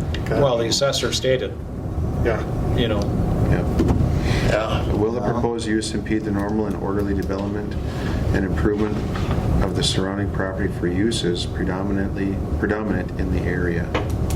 Right next door to Shay Shay. Right. Well, you are right next door there, and this is kind of filling a gap as well, I think, and I feel is, if they're full, people want to be here, it's a good option for people. And honestly, some of these Verbos are more expensive than Shay Shays and Thunderbirds, you know what I mean? They're $200-300 a night. Oh yeah, they're nice places. Shay Shay should love it, because those people are going to walk over to Shay Shay. Yeah. It's right at the end of the driveway. Right. Yeah. So, and then the last one is the location and character of the proposed development consistent with a desirable pattern of development? I think in that area up there, it would certainly help the fishing, and it kind of is on the water, and that is the pattern of development, the enjoyment of the scenery and the fishing and the lodging and the dining and things like that. I think it fits right into that. There's another impact too. That people come up and do these things. They're buying stuff here, spending money. Betsy, did you get all 5 questions? The notes on all 5 questions? That's great. Yeah. That was a lot shorter than the last one we just did. Jason's the guy, though. I like the fact he does that, goes through those. I appreciate it because it helps in following our ordinance. Yep. Yeah. Absolutely. Definitely. Because we're supposed to go through those. Yes. I appreciate that. Yes. No, that's a good. Actually, I can't take credit. I'm going to give credit to Matt. He says, we should really be doing that and making sure that we're, we may be answering these questions in conversation, but not specifically, I think, and it is important to answer them specifically so you can number them out to say, okay, specifically the question, specifically the concern, and then you can address the concern if you need to. So I think it's a great idea to do that. It doesn't take that long usually. But Usually. it's okay. Yeah, well, once in a while you run into one, Yeah, thanks, Wayne. Thanks. So, what do we need a motion on this? We need a motion. Oh, do we need a motion on that? Yep. Anyone willing? I would motion to accept the planning and zoning's recommendation to approve the conditional use permit, CUP 2203, as presented with the exception of one condition of no rental of jet skis or personal watercraft, PWCs. I'll second. All right. Got a motion and a second. Any further discussion? Appreciate all the work on this, you guys, all day today. Call the question. All those in favor signify by saying aye. Aye. Aye. Opposed? Motion carries unanimously. And then we just have one more addition. Oh, that's right. I forgot. Is it related to me? This is related to veteran service. Okay. And Mark Delaney been on there all day. I think he probably went to lunch. So if I may, Mr. President? Yes. Thank you. Go ahead. Thank you much. Yeah, thanks, Lon. So. We still like you. Thank you, Matt. Veteran Service is requesting approval to seek bids for the 2022 budget replacement of the veteran transport van. What they have right now is a 214 Dodge Grand Caravan, 230,000 miles. So it's still serviceable, and they want to, of course, get rid of it before any significant mechanical issues happen. A thing to note is the VSO raised all the funds for this vehicle replacement through donations from community partners and the 2021 Oktoberfest funding. So no county funds will be use within for this 7 purchase. days. He has done a great job. Yeah, sheriff of his party. Very dedicated. Right, yeah. Yes, he's done a great job, and I'll do hopefully that. it will cover. You know, he was a lieutenant colonel in the Army? I didn't realize it was lieutenant. I'll move on that, That's Mr. pretty Chair. hard. I'll second. All right, we've got a motion So and that was a 80 second. and Skoye, right? Yep. Okay. Did you guys get all of that on the van? Yes, and yeah, it's too bad there's not more people to hear this, but maybe they will over the television. Thank you to all the donors that contributed to this van. It's definitely filling a need and doing it. That is such a good point. You know, maybe even in our next meeting when we've got everybody here, we could bring that up and try to give them some publicity on it. Yeah. That's a very good point. I'm just amazed that That's pretty cool. Gosh, shows your support there. That fundraiser we did last fall was pretty nice. I think it was $20,000 they raised at the Oktoberfest. Yeah. That's quite a bit. And I would just, I don't know if you guys know that, but when we hired him, of course, I've known him all his life, but he was lieutenant colonel in the Army. So I mean, that's a big time when you get up there. Yeah. Yeah, he retired, and came back, and was willing to do this, and he's done a great job. So he has, excellent. Nice. But anyway, so we need a motion then, I suppose? We got it. Motion, and a second. We're all set? We just need the We just need to call for the vote. All right, I'm calling. All those in favor? Aye. Opposed, motion carries. Any other business? No, I hope. Yeah, we've got enough. Oh, thank you, guys. That was a tough day. Boy, I'm glad we got through it. I'm like, great. So now we just need a motion to adjourn. Public comment. Oh, public comment. That's right, we got some people over here. What? They left us. They left us. Anyone here for public comment? Yeah, everybody left. No. Nobody's here. All right, then a motion to adjourn would be in order. So moved. Motion? I think we all enjoyed it so much, we just don't want to move to adjourn. All those in favor? Aye. Opposed, motion carries.